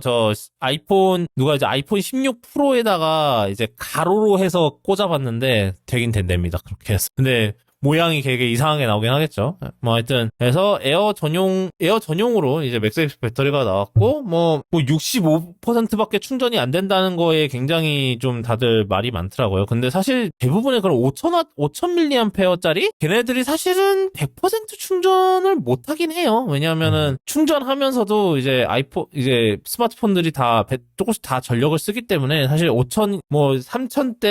3000대에 있는 배터리를 거기에 5000짜리를 꽂는다고 해서 완전히 다 채우지는 못하긴 합니다. 근데 뭐 일단은 애플은 용량을 적지 않고 이제 65%까지 충전을 할 수 있다라고 그렇게 명시했기 때문에 이제 그게 이제 사람들한테 더 와닿는 그런 게 좀 있겠죠. 그렇고. 그리고 그 외에 이제 액세서리 얘기들이 좀 있었는데 범퍼가 돌아왔더라고요. 아이폰 4S 이후로 범퍼가 없었는데 이번에 범퍼가 돌아왔고 그다음에 이 재밌는 물건이 하나 나왔죠. 크로스바디 스트랩이라는 게 나왔는데 참 제가 좀 듣는 이제 해외권 팟캐스트에서는 물론 이제 대부분 남자분들이라는 그것도 있는데 굉장히 혼란스러워 하더라고요. 이런 게 필요하다고? 약간 그런 건데, 예, 이게 많은 분들이 간과하시는 게, 네, 여성 여러분의 그 바지나 이런 게 주머니가 굉장히 작거나 아니면 정말 장식만 진짜 말 그대로 장식만 맞아요. 주머니인 경우도 많아요. 이게 옛날에 이제 크리스찬 디올의 나쁜 그거 트렌드 세터 그게 크리스찬 디올이 처음으로 그걸 그렇게 했대요. 이제 주머니 뭐 이제 입는 착용자의 그런 이제 몸매나 이런 거를 살리기 위해서 이제 주머니 이제 쫙 붙는 옷을 만들면서 이제 주머니 크기가 비약적으로 작아졌다. 약간 그런 얘기인데 어차피 약간 그때는 그런 거였죠. 약간 요즘에 그런 테크 제품 이런 거랑 비슷해요. 어차피 뭐 대부분의 여성들은 가방을 들고 다니니까 괜찮지 않을까라는 그런 거 아니었을까 싶어요. 근데 뭐 하여튼 그 뒤로 네, 주머니가 굉장히 작아졌고 그래서 대부분의 이제 여성분들은 이제 폰을 주머니에 못 넣죠. 그러다 보니까 그렇다고 해서 폰만 들고 나가려고 가방을 들고 나가는 거는 또 귀찮기 때문에 이런 스트랩이 인기가 많아요. 특히 동양 쪽에서, 그러니까 아시아 쪽에서도 인기가 많고요. 그 다음에 제가 또 다른 케이스를 본 거는 이제 유럽 같이 이제 소매치기가 심한 나라를 갈 때도 많이 이렇게 메고 다닌다고 하더라고요. 왜냐하면은 스트랩을 메고 있으면 웬만해서는 뺏기가 쉽지가 않죠. 그래서 그렇다고 하더라고요. 예. 그래서 일단은 그렇게 해서 크로스바디 스트랩이라는 게 나왔는데 뭐 좀 가격이 비싸긴 하더라고요. 89,000원인가 그런데 뭐 자석으로 이렇게 그 길이 조정도 가능하다 뭐 이렇게 얘기를 하더라고요. 예. 그렇고 저는 뭐 개인적으로 스트랩 안 합니다만 그래도 그게 아주 필요가 아주 없는 건 아니다 하는 거고 그다음 뭐 이제 가격이 마지막으로 이제 가격인데 여기도 이제 256부터 해서 1테라까지 올라가고 159만 원부터예요. 근데 이 159만 원이라는 가격이 옛날에 이제 16%가 꿰차고 있던 가격대거든요. 아마 미국에서도 999일 거예요. 그러니까는 옛날 16% 그러니까 그 용량 128기가 16%의 가격을 이제 에어가 꿰찼는데 이게 사실 에어가 가성비가 좋은 아이폰은 아니거든요. 당연히 가성비가 뭐 하다못해 17%랑 비교해도 뭐 그렇긴 한데 저는 이 아이폰 에어가 좀 보면서 되게 실험적인 게 많이 들어갔다고 생각을 했어요. 이제 이제 카메라 플랫토에 이제 부품을 다 밀어넣는 그런 설계라든지 아니면은 뭐 C1 이제 자체 이제 셀룰러 모뎀 C1을 계속 발전시키고 있는 부분도 그렇고 여러 뭐 이제 세라믹 쉴드나 이런 부분들도 봤을 때 이제 대부분 이제 이게 약간 이게 옛날에 이제 저희가 비전 프로 얘기했을 때 이제 애플이 여태까지 선보였던 여러 가지 기술들을 조합해서 이제 비전 프로를 선보였던 거에 약간 반대편인 것 같아요. 이건 아이폰 에어에서 보면은 애플이 앞으로 내놓을 제품들에 대한 이제 그런 설계 기법들? 그리고 이제 뭐 생산 기법들을 좀 연습하는 느낌도 좀 있다고 보거든요. 예를 들면은 뭐 하다못해 당장 내년에 나온다는 폴더블 아이폰에서의 그런 부품 소형화나 아니면은 뭐 그런 이제 배터리 배치나 이런 거에서의 그런 거에 대한 이제 기술 연습도 있고, 뭐, 많은 분들이 이제 지적하시던 게 이제 먼 훗날에 혹여나 이제 AR 안경이 나온다면, AR 안경도 이런 식으로 이제 부품 소형화랑 배치를 해야 될 거기 때문에 그런 쪽에서도 좀 기술을 연습하고 있는 게 아닌가, 아이폰 에어를 통해서. 그래서 되게 실험적인 제품인 것 같고, 그리고 딸이 하잖아요? 그러니까 약간 진짜 컨셉이에요, 컨셉. 이건 옛날에도 애플이 이런 걸 많이, 약간 옛날, 이제 이 에어라는 이름에 걸맞게 이제 옛날 처음으로 나온 맥북 에어. 진짜 그 옛날 스티브 잡스가 이제 그 마닐라 봉투에서 꺼냈던 거. 실제로 이번에 그 아이폰 에어 소개 영상 자세히 보면은 그 마닐라 그 봉투 안에 있는 옛날 맥북 에어가 살짝 지나간대요. 그 맥북 에어 처음에 그 디자인 인트로라는 영상에 살짝 이제 이스터에그로 숨어 있다 그러더라고요. 그러니까는 애플 쪽에서도 그거를 다분히 의식을 했던 것 같아요. 왜냐면 맥북 에어도 그 당시에는 굉장히 실험적인 제품이었고 그리고 그 당시에 굉장히 그 가성비는 굉장히 떨어진다는 평가를 받았었거든요. 근데 그 맥북 에어에서 썼던 기술들 뭐 유니바디 알루미늄 그런 공법이라든지 아니면은 뭐 SSD를 중점적으로 채택한 그런 시스템 아키텍처라든지 이런 게 결국은 다 이후 맥북들에 다 이식이 됐잖아요. 그렇게 해서 지금의 맥북들이 만들어진 건데 약간 아이폰 에어도 좀 그렇게 되지 않을까 싶어요. 이제 아이폰 에어에 들어갔던 기술들이 다 미래의 아이폰들의 이제 아이폰들이랑 아니면 뭐 아까 진짜 하다못해 AR 안경들에 다 이식이 되지 않을까? 여기서 이제 아이폰 에어를 개발하면서 배운 것들이 그렇게 되지 않을까라는 생각이 듭니다. 네. 블루님도 좀 이제 아이폰 에어 보시면서 좀 어떤 생각이 드셨는지 좀 궁금하거든요. 예, 저도 말씀하신 것처럼 그 폴더블 아이폰 만들기 전에 그 기술 필요한 싱증. 것들을 다 한번 해보는구나 뭐 그런 느낌으로 봤었습니다. 네. 그래서 저는 참 뭐랄까 이게 사실 제가 이제 프로를 산 거는 이제 사실 뭐 화면도 화면이지만 결국은 카메라 때문이었는데 요즘은 이제 그냥 따로 카메라를 들고 다니니까 특히 뭐 리코나 이런 애들을 들고 다니니까 솔직히 좀 카메라는 좀 덜어내도 되지 않을까라는 생각이 들면서 갑자기 좀 에어가 좀 괜찮아 보이나?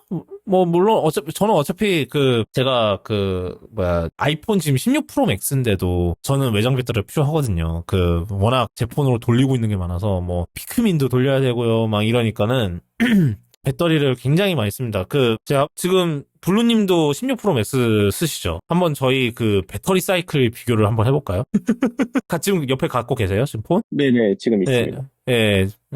일단 먼저 블루님 배터리 사이클 한번 알려주시죠. 배터리 사이클이 286이네요. 286이고 성능 지금 최대치 몇 퍼센트 나오세요? 95%요. 95%. 제가 496이고요, 사이클이. 와, 엄청 많이 돌았구나. 그리고 성능이 91%예요. 그러니까 제가 이 폰에서 돌리는 게 훨씬 많다 보니까 저는 이제 위치 로그를 하는 것도 쓰거든요. 근데 이게 네. 당연히 계속해서 GPS를 건드리기 때문에 생각보다 배터리 많이 먹습니다. 그렇기 때문에 어차피 저는 이래저래 외장 배터리를 거의 무조건, 그러니까 중간에 충전기를 내가 어디다 꽂을 수 없는 날이다 그러면 무조건 저는 이래저래 외장 배터리를 챙겨야 되기 때문에 사실은 배터리에 대한 그게 저는 좀 덜해요. 도리어. 어차피 16 프로 맥스도 어차피 하루 못 버티기 때문에 이거나 그거나 그게 그거인 상황이라서 그래서 저는 그럼 17 프로 맥스로 가셔야 되는 거 아니에요? 무거워서요. 너무 무거웠어. 뭐 이따가 얘기하겠지만 거의 저희 15 프로 때 와 티타늄 써서 가벼워졌어요 했는데 거의 다 캔슬 됐잖아요. 그게 다 반납됐죠.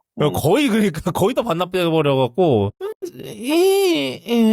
고작 2년 전 얘긴데 이거 사실 16 프로 맥스 때도 좀 무게가 좀 늘었어요. 네. 다시 늘어나서 이랬는데 요번에 아마 배터리 더 밀어 넣는 바람에 이렇게 됐겠죠. 배터리에 얘기했던 베이퍼 챔버 넣고 막 이러다가 이제 배터리 다시 무게가 늘어났는데 사실 무게가 저는 더 힘들거든요. 사실 이제 16 프로 맥스 쓰면서 배터리도 배터리인데 무게가 힘들어요. 그래서 사실은 아이폰 에어도 나는 내 사용 시나리오에서 괜찮지 않을까라는 생각을 하는데 네. 일단 스포일러 말씀드리면 아직 저는 사실 이거보다 장기적으로는 내년에 폴더블을 갈 생각을 하고 있어서 사실 에어를 사지는 않았거든요. 그런데 모르죠. 어떻게 될지. 근데 그리고 사실은 또 다른 불안 요소가 이제 20만 된다는 것도 좀 불안 요소기도 하고, 왜냐면 아까도 말씀드렸지만 SKT가 올해 희대 삽질을 하는 바람에 그놈의 유심 보호 서비스도 있고, 옛날에 제가 한번 시도를 했을 때 제 요금제에 뭔가 레거시 서비스가 있대요. 아마 데이터 쉐어링 관련 뭔가 그게 옛날 거를 계속 쓰고 있는 것 때문에 그거는 이심을 사용할 수 없습니다라는 시기가 있었던 것 같아요. 하여튼 그래서 그거는 만약에 제가 진짜로 에어를 가고 싶다면은 그 문제부터 해결을 해야 돼요. 이심부터 일단 옮길 수 있어야 되는데 네 그렇습니다. 하여튼 네 저는 셋 중에서 에어가 가장 흥미로운 제품이었던 것 같아요. 근데 사실 대부분의 분들은 고르지 않을 아이폰이지만 저는 그랬던 것 같습니다. 자, 그러면 마지막으로 아이폰 17 프로랑 프로 맥스를 할 건데 일단은 저 두 분께 여쭤볼게요. 두 분은 당연히 블루님도 이미 주문하셨을 테니까 디자인은 어떤 것 같으세요? 일단 티덤님부터. 저는 처음 봤을 때부터 좀 애매하다고는 생각을 했거든요. 근데 어차피 저 자리에 맞는 보조 배터리가 나오지 않을까? 하는 생각과 지금 있는 것이 맞지 않을까 하는 생각도 좀 들고. 그러니까 중간에 세라믹 쉴드로 덮여 있는 게 조금 그렇다. 네, 일단은 근데 그게 또 통으로 유니바디잖아요. 그쵸. 모양 자체가. 그것도 나쁘지 않은 것 같고, 저는 처음에 이제 뒷판 모양만 나왔을 때는 저걸 저렇게 해놨다고 싶다가, 그냥 네. 유니바디라 그러니까 솔깃하더라고요. 네. 그냥 사실 유니바디 좀 이따 얘기하고 그 블루님은 좀 어떠신 것 같아요? 저는 약간 이런 공대 감성 디자인 좋아해가지고, 예, 저는 뭐, 개인적으로는 크게 불만은 없고, 네. 저는 마음에 드는 디자인? 예, 네. 왜냐면 이게 루머 때부터 굉장히 많이 많았잖아요. 사실은. 예, 근데 사실은 뭐 그래서 키노트를 보면은 약간 그 애플의 전반적인 이 설명하는 부분이 약간 그거였어요. 왜 이렇게 디자인하셨어요에 대한 약간 강론?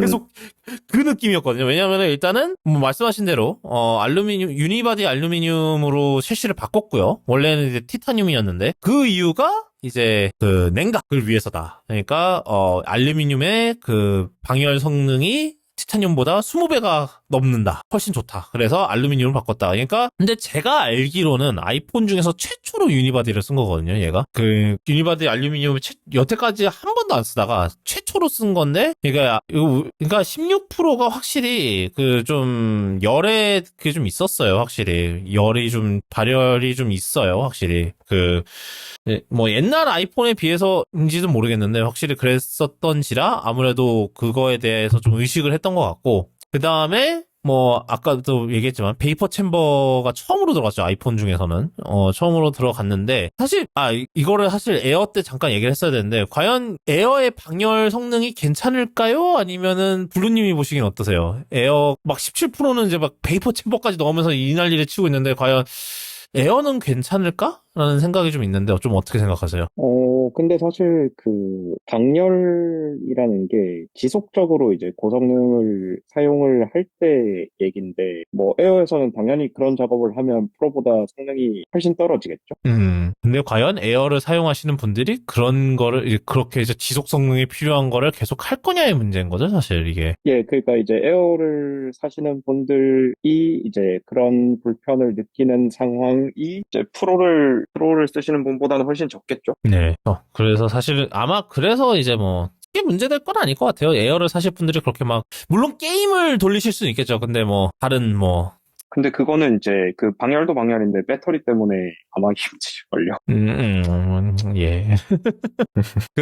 하여튼 그렇고, 베이퍼 챔버 냉각, 이게 뭐 간단하게 그건 거예요. 이제 약간 뭐 자동차나 아니면 그런 데 들어간 레디에이터 방식의 냉각을 좀 많이 소형화, 그 다음에 기술 고도화를 시켰다고 보면 되는데, 안에 이제 베이퍼 챔버라는 것 자체는 진공이고, 그 안에 이제 쉽게 기화가 되는 약간 애플은 탈 이온수라고 얘기를 하더라고요. 탈 이온수를 넣어서 이게 뭐 발열이 이제 심한 이제 칩, 당연히 A19 프로 쪽 칩에 들어가면 이게 기화가 돼서 재빠르게 밖으로 빼낼 수 있다. 그러니까 그런 거고요.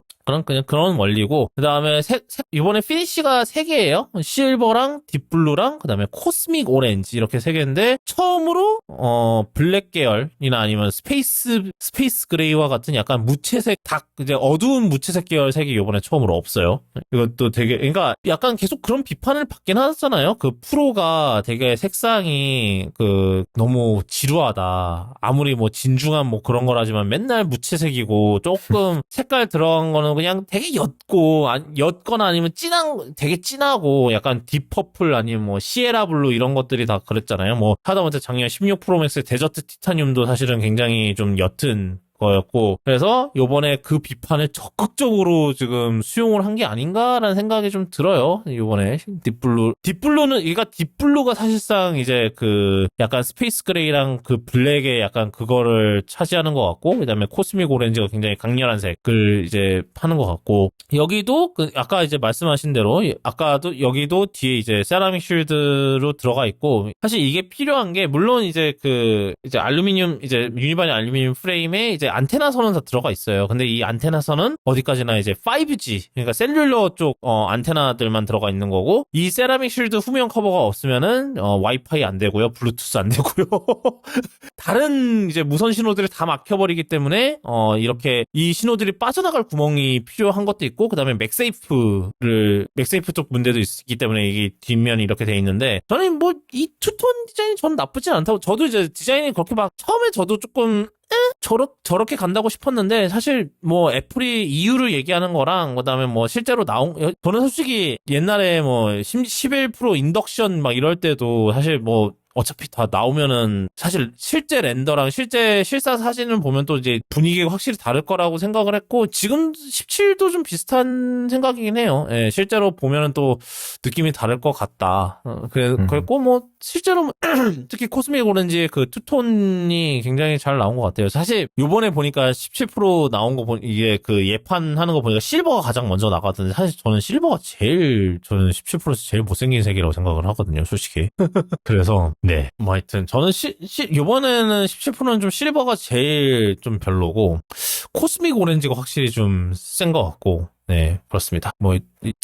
그리고 뭐 이번에 또 재밌는 거는 또 eSIM 모델 같은 경우는 뭐 이건 17도 일반 17도 마찬가지겠지만 원래는 이제 그 eSIM 전용 모델이면은 이제 그 심술로 들어가던 곳에 이제 자리가 생기잖아요. 옛날에는 그 자리를 활용을 안 했는데 요번에부터는 이제 그 자리를 배터리로 더 채운답니다. 그래서 eSIM 모델은 배터리 용량이 조금 더 있어요. 뭐 비디오 기준으로 한 2시간 정도 더 간다 그러더라고요. 예. 뭐 크진 않지만 그래도 그래도 뭐 한 자릿수 퍼센티지 정도 배터리 용량이 증가를 하는 것 같아요. 예. 그리고 카메라 얘기를 하는데 카메라에서 가장 중요한 거는 이제 그 망원이 또 48 메가픽셀로 올라갔고요. 근데 이게 재밌게도 이 망원 카메라 시스템 렌즈의 이제 배율을 조금 줄였어요.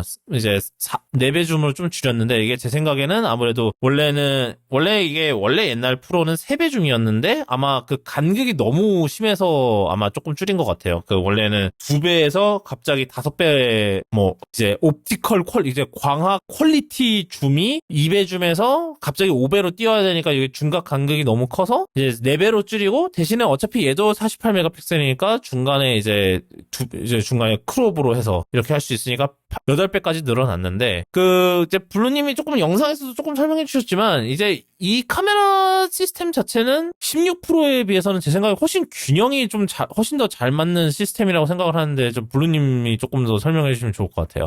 네네. 말씀해 주신 것처럼 사실 이제 24메가, 이제 애플이 48메가를 광학급이라고 주장하니까 48메가까지라고 치고 그러면 48메가랑 48mm랑 120mm? 원래 이제 예. 지금 이제 100이랑 200까지 들어가는 거죠. 8배 줌이 아마 200일 거예요, 아마. 35mm 예. 환산으로, 예. 예, 그래서 이제 기존에는 48mm에서 120mm까지 이게 바꿨어야 되죠, 예. 갭이 너무 컸는데, 저는 사실 이제 루머 중에서 이제 3.5배, 7배, 랑 4배, 8배 이런 식으로 루머가 있었는데 저는 이제 3.5배, 7배가 됐으면 좋겠다라고 생각을 했었거든요, 발표 전에. 근데 이제 뭐 어쨌든 제가 하고 싶은 얘기는 120mm는 너무 이제 망원이었고 그래서 이제 기본 망원 카메라 기본 화각이 이제 100mm로 내려온 거는 그 자체로 이제 100mm부터 120mm까지 화질이 이제 기존보다 훨씬 좋아졌고 그러면서도 이제 센서 크기가 커지고 이제 픽셀 수가 늘었기 때문에 5배 이후로도 이제 기존 16 프로에 비해서는 화질이 좋을 거예요. 그래서 이제 뭐 복합적으로는 4배 구간부터 이제 그 뒷 구간까지 그 화질이 다 쭉 올라간 거니까 이게 훨씬 더 좋은 구성이죠. 카메라 네. 성능으로만 보면. 예. 약간 갤럭시도 S24 울트라부터였죠?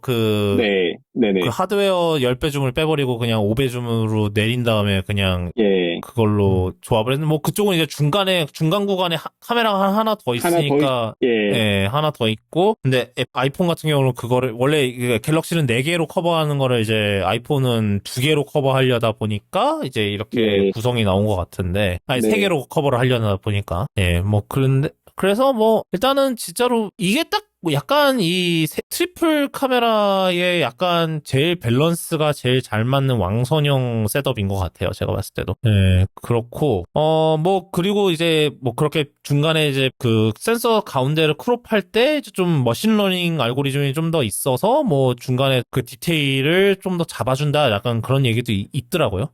네, 그거는 이제 제가 예전에 한번 S24 울트라 때 얘기했던 건데, 그러니까 이게 핸드폰에 쓰이는 48메가픽셀 카메라들은 거의 대부분 그 쿼드 베이어 센서를 쓰거든요. 이제 원래 일반적인 48메가픽셀 센서 같은 경우에는 이제 R, G, G, B 패턴이 이제 이렇게 쫙 깔려 있는데, 이제 쿼드 베이어 같은 경우에는 알랄랄랄 GGGG BBBB GGGG 이렇게 돼 있는 패턴이 쭉 깔려 있단 말이죠. 그래서 이제 컬러 해상도 관점에서는 이제 걔를 리모자이크하고 걔를 이제 그 돌려내야 되는 거니까 이게 좀 손해보는 부분이 있어요. 근데 이제 원래는 이제 그거를 머신러닝도 결정론적인 알고리즘이었는데, 원래는 이제 그거를 그 컴퓨터 비전 알고리즘으로 정해진 알고리즘으로 이제 그걸 했는데, 이제는 그 베이어 패턴에서 픽셀마다 이제 RGB 정보를 되찾아오는 그 과정을 이제 그 기존의 알고리즘이 아니라 머신러닝 알고리즘을 써서 이제 개선을 한다는 거죠. 이게 특히 이제 쓸 수 있는 화소의 개수가 적어지면 그 리모자이크 과정에서 생기는 에러가 커질 수밖에 없는데, 그게 이제 멀리 줌을 당겼을 때거든요. 이제 그런 과정에서 이제 그 쿼드 베이어 패턴에 의한 화질 손실을 최소화하겠다라고 생각하시면 약간 그거랑 다른 거죠. 아무래도 이렇게 하는 방법도 있고, 저쪽 저 구글 쪽처럼 아예 그냥 새로 AI로 그냥 그려버릴래 라는 솔루션도 있고. 그러니까 애플이 잘하고 있는 거는 전 제 개인적으로 카메라 카메라 파이프라인에 이제 저 생성형 AI를 어떻게든 안 넣고 있다는 거. 저 구글처럼 저렇게 정신 나간 저는 솔직히 카메라 아무리 그래도, 그러니까 이제 사진 앱이나 이쪽에서 뭐 구글 포토 이런 애에서 후보정으로 뭐 생성형 AI 하는 거는 뭐 그거는 이제 사용자의 선택이니까 그렇다 치는데, 카메라 파이프라인에서 생성형 AI를 넣는다? 저는 이건 솔직히 저는 조금 아닌 것 같아요. 저는 이거 하여튼 저는 이거는 뭐 부분이 어떻게 생각하시는지 모르겠는데 저는 그거는 좀 아닌 것 같아요. 아무리 그래도 하여튼 그렇고, 이제 영상 쪽을 보면은 뭐 루머에 막 8K 들어간다 뭐 이런 얘기 있었는데 뭐 그러지는 않았고요. 대신에 뭐 이제 프로레즈 로 촬영 지원이 들어가고요. 그러니까 이제 용량을 더 터트릴 수 있는 거죠. 프로레즈도 용량이 만만찮은데, 이제 그러니까 저 블루님이 신나하실 것 같은데, 프로레즈 로 된다 그러면.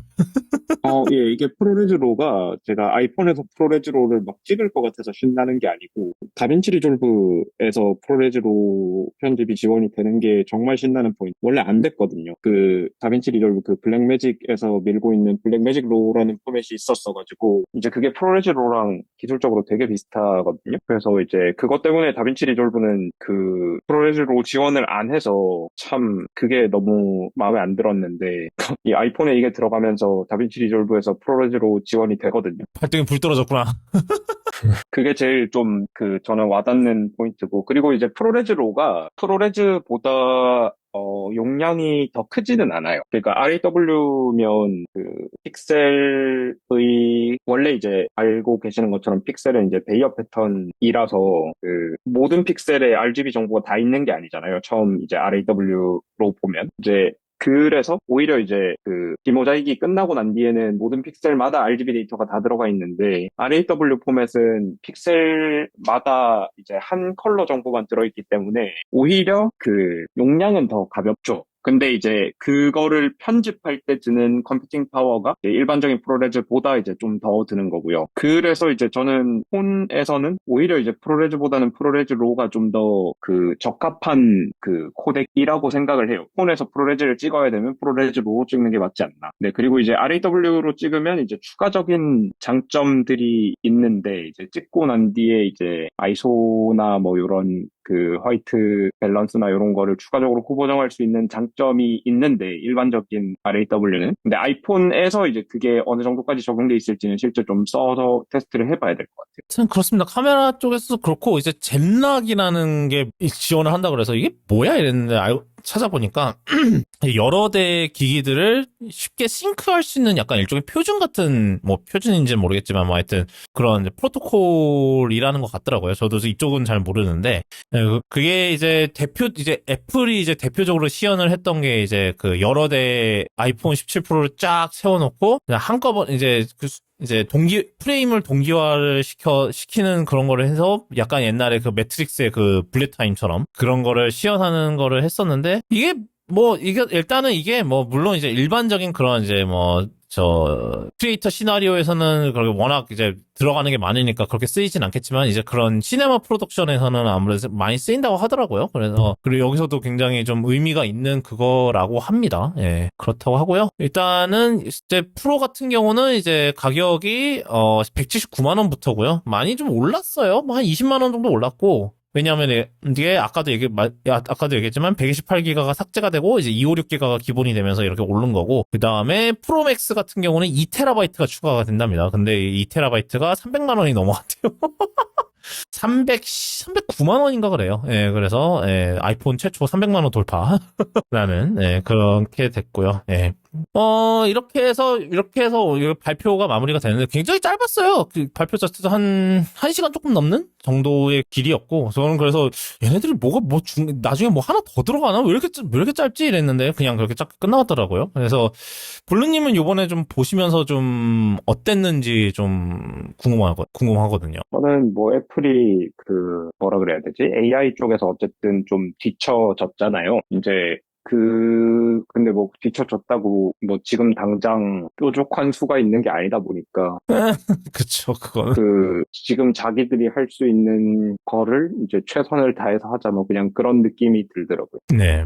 좀, 그런 감이 좀 있죠. 네, 좀 확실히. 일단 최소한 이제 하드웨어 입장에서 이제 혹여나 나중에 이제 AI 그런 게 한다고 하면은 좀 그때서라도 좀 이제 일단 하드웨어 자체를 좀 준비를 해야 된다? 약간 그런 게 좀 있는, 그런 면에서 좀 이렇게 준비를 하고 있다라는 그런 생각이 좀 들기는 하더라고요. 네.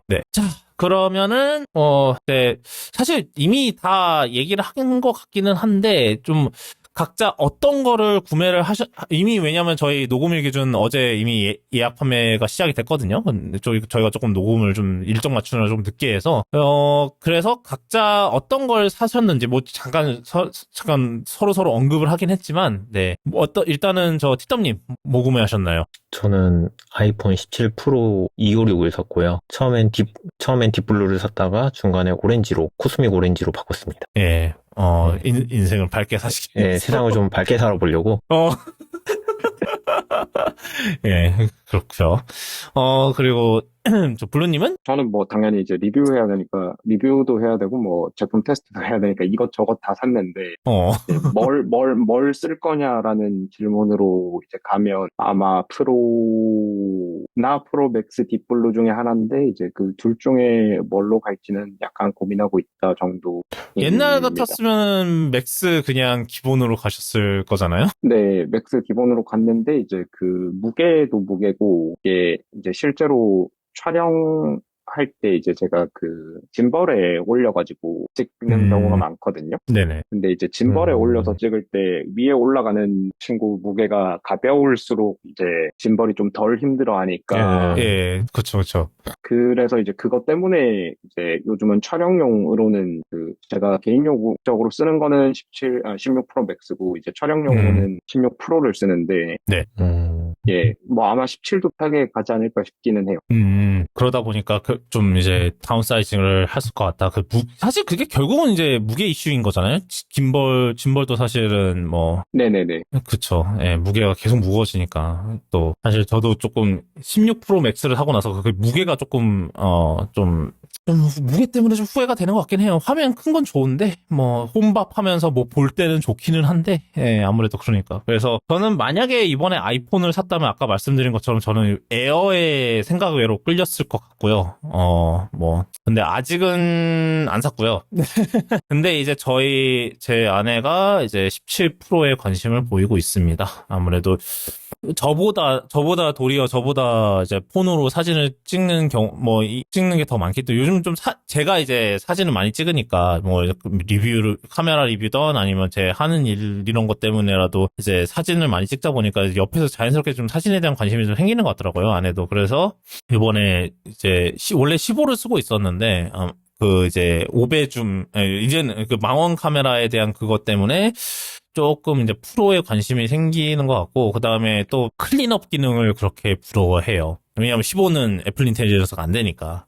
근데 뭐, 솔직히, 클린업 그 기능 자체의 상태가 그렇게 좋은 편은 아니긴 한데.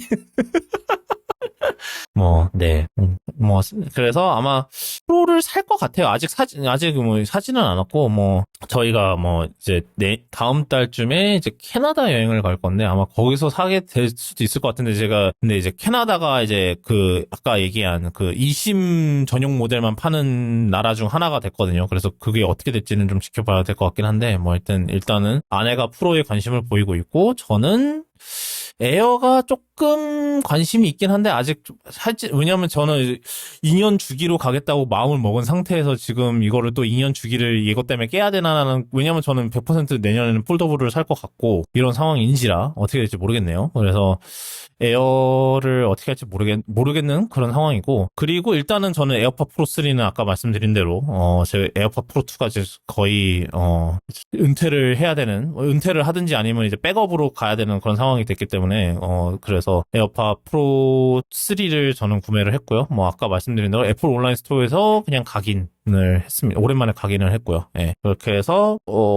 리뷰도 할 것 같고, 디디트 리뷰가 올라갈 것 같고요. 옛날에 에어팟 4 리뷰했던 것처럼 리뷰가 올라갈 것 같습니다. 좋고, 네, 오늘은 여기까지 하도록 하겠습니다. 오늘 다뤘던 내용, 일단 오늘 이제 처음부터 할게요.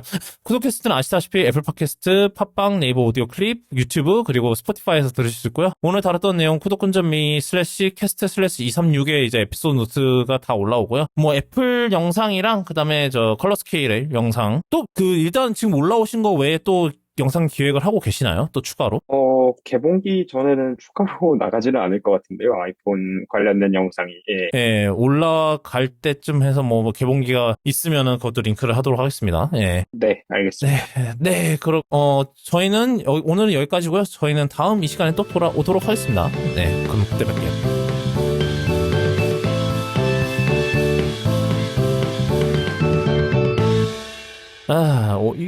딱 2시간 정도 했네요. 네.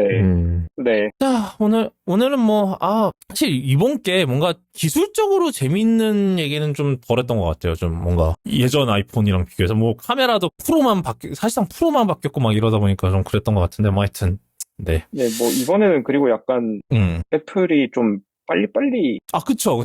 예. 그러니까 아까도 얘기했는데, 했어가지고, 예. 아까도 얘기했는데, 발표 자체가 짧았어요. 왠진 모르겠는데. 네. 1시간 되게 짧게 1시간 10분 정도로밖에 진행을 안 해갖고. 1시간 10분 한 적은 있었는데, 이제 그 내용에 비해서 짧았죠. 예, 그쵸. 아이폰 이벤트를 이렇게 빨리 끝낸다고 약간 그런 느낌이죠, 약간. 그게 약간 예전에 애플 인텔리전스 얘기했다가 이제 제때 이제 못해서 그랬던 이슈 때문에 약간 그게 있는 것 같아요, 지금. 이번에 좀 되게 담백하게 평소에 비해서 좀 이벤트에서 흔히 말하는 호들갑 떨기를 거의 안 하더라고요. 지난번에 그랬다가 그게 된통당했으니까. 그래서 일단은 애플 인텔리전스 내년 봄 정도 타겟으로 한다고 하는 그거 발표하기 전까지는 이렇게 좀 조용히 지내고 있지 않을까. 네, 괜히 또 AI 그러니까 요번에 그렇게 함으로써 일단은 애플 인텔리전스에서는 좀 주의를 좀 돌리는데 성공을 한 것 같긴 하거든요. 일단은 그 얘기를 거의 줄임으로써 일단은 물론 그거를 눈치챈 사람들도 있긴 하지만 일단 대중들의 그거에서는 대중들의 이제 시점에서는 그걸 좀 되돌린 그거를 한 것 같아요. 예. 근데 하여튼 일단은 내년 봄에 과연 새로 나온다는 그거가 과연 이 상황을 돌리려나 모르겠네. 지켜봐야겠죠. 예.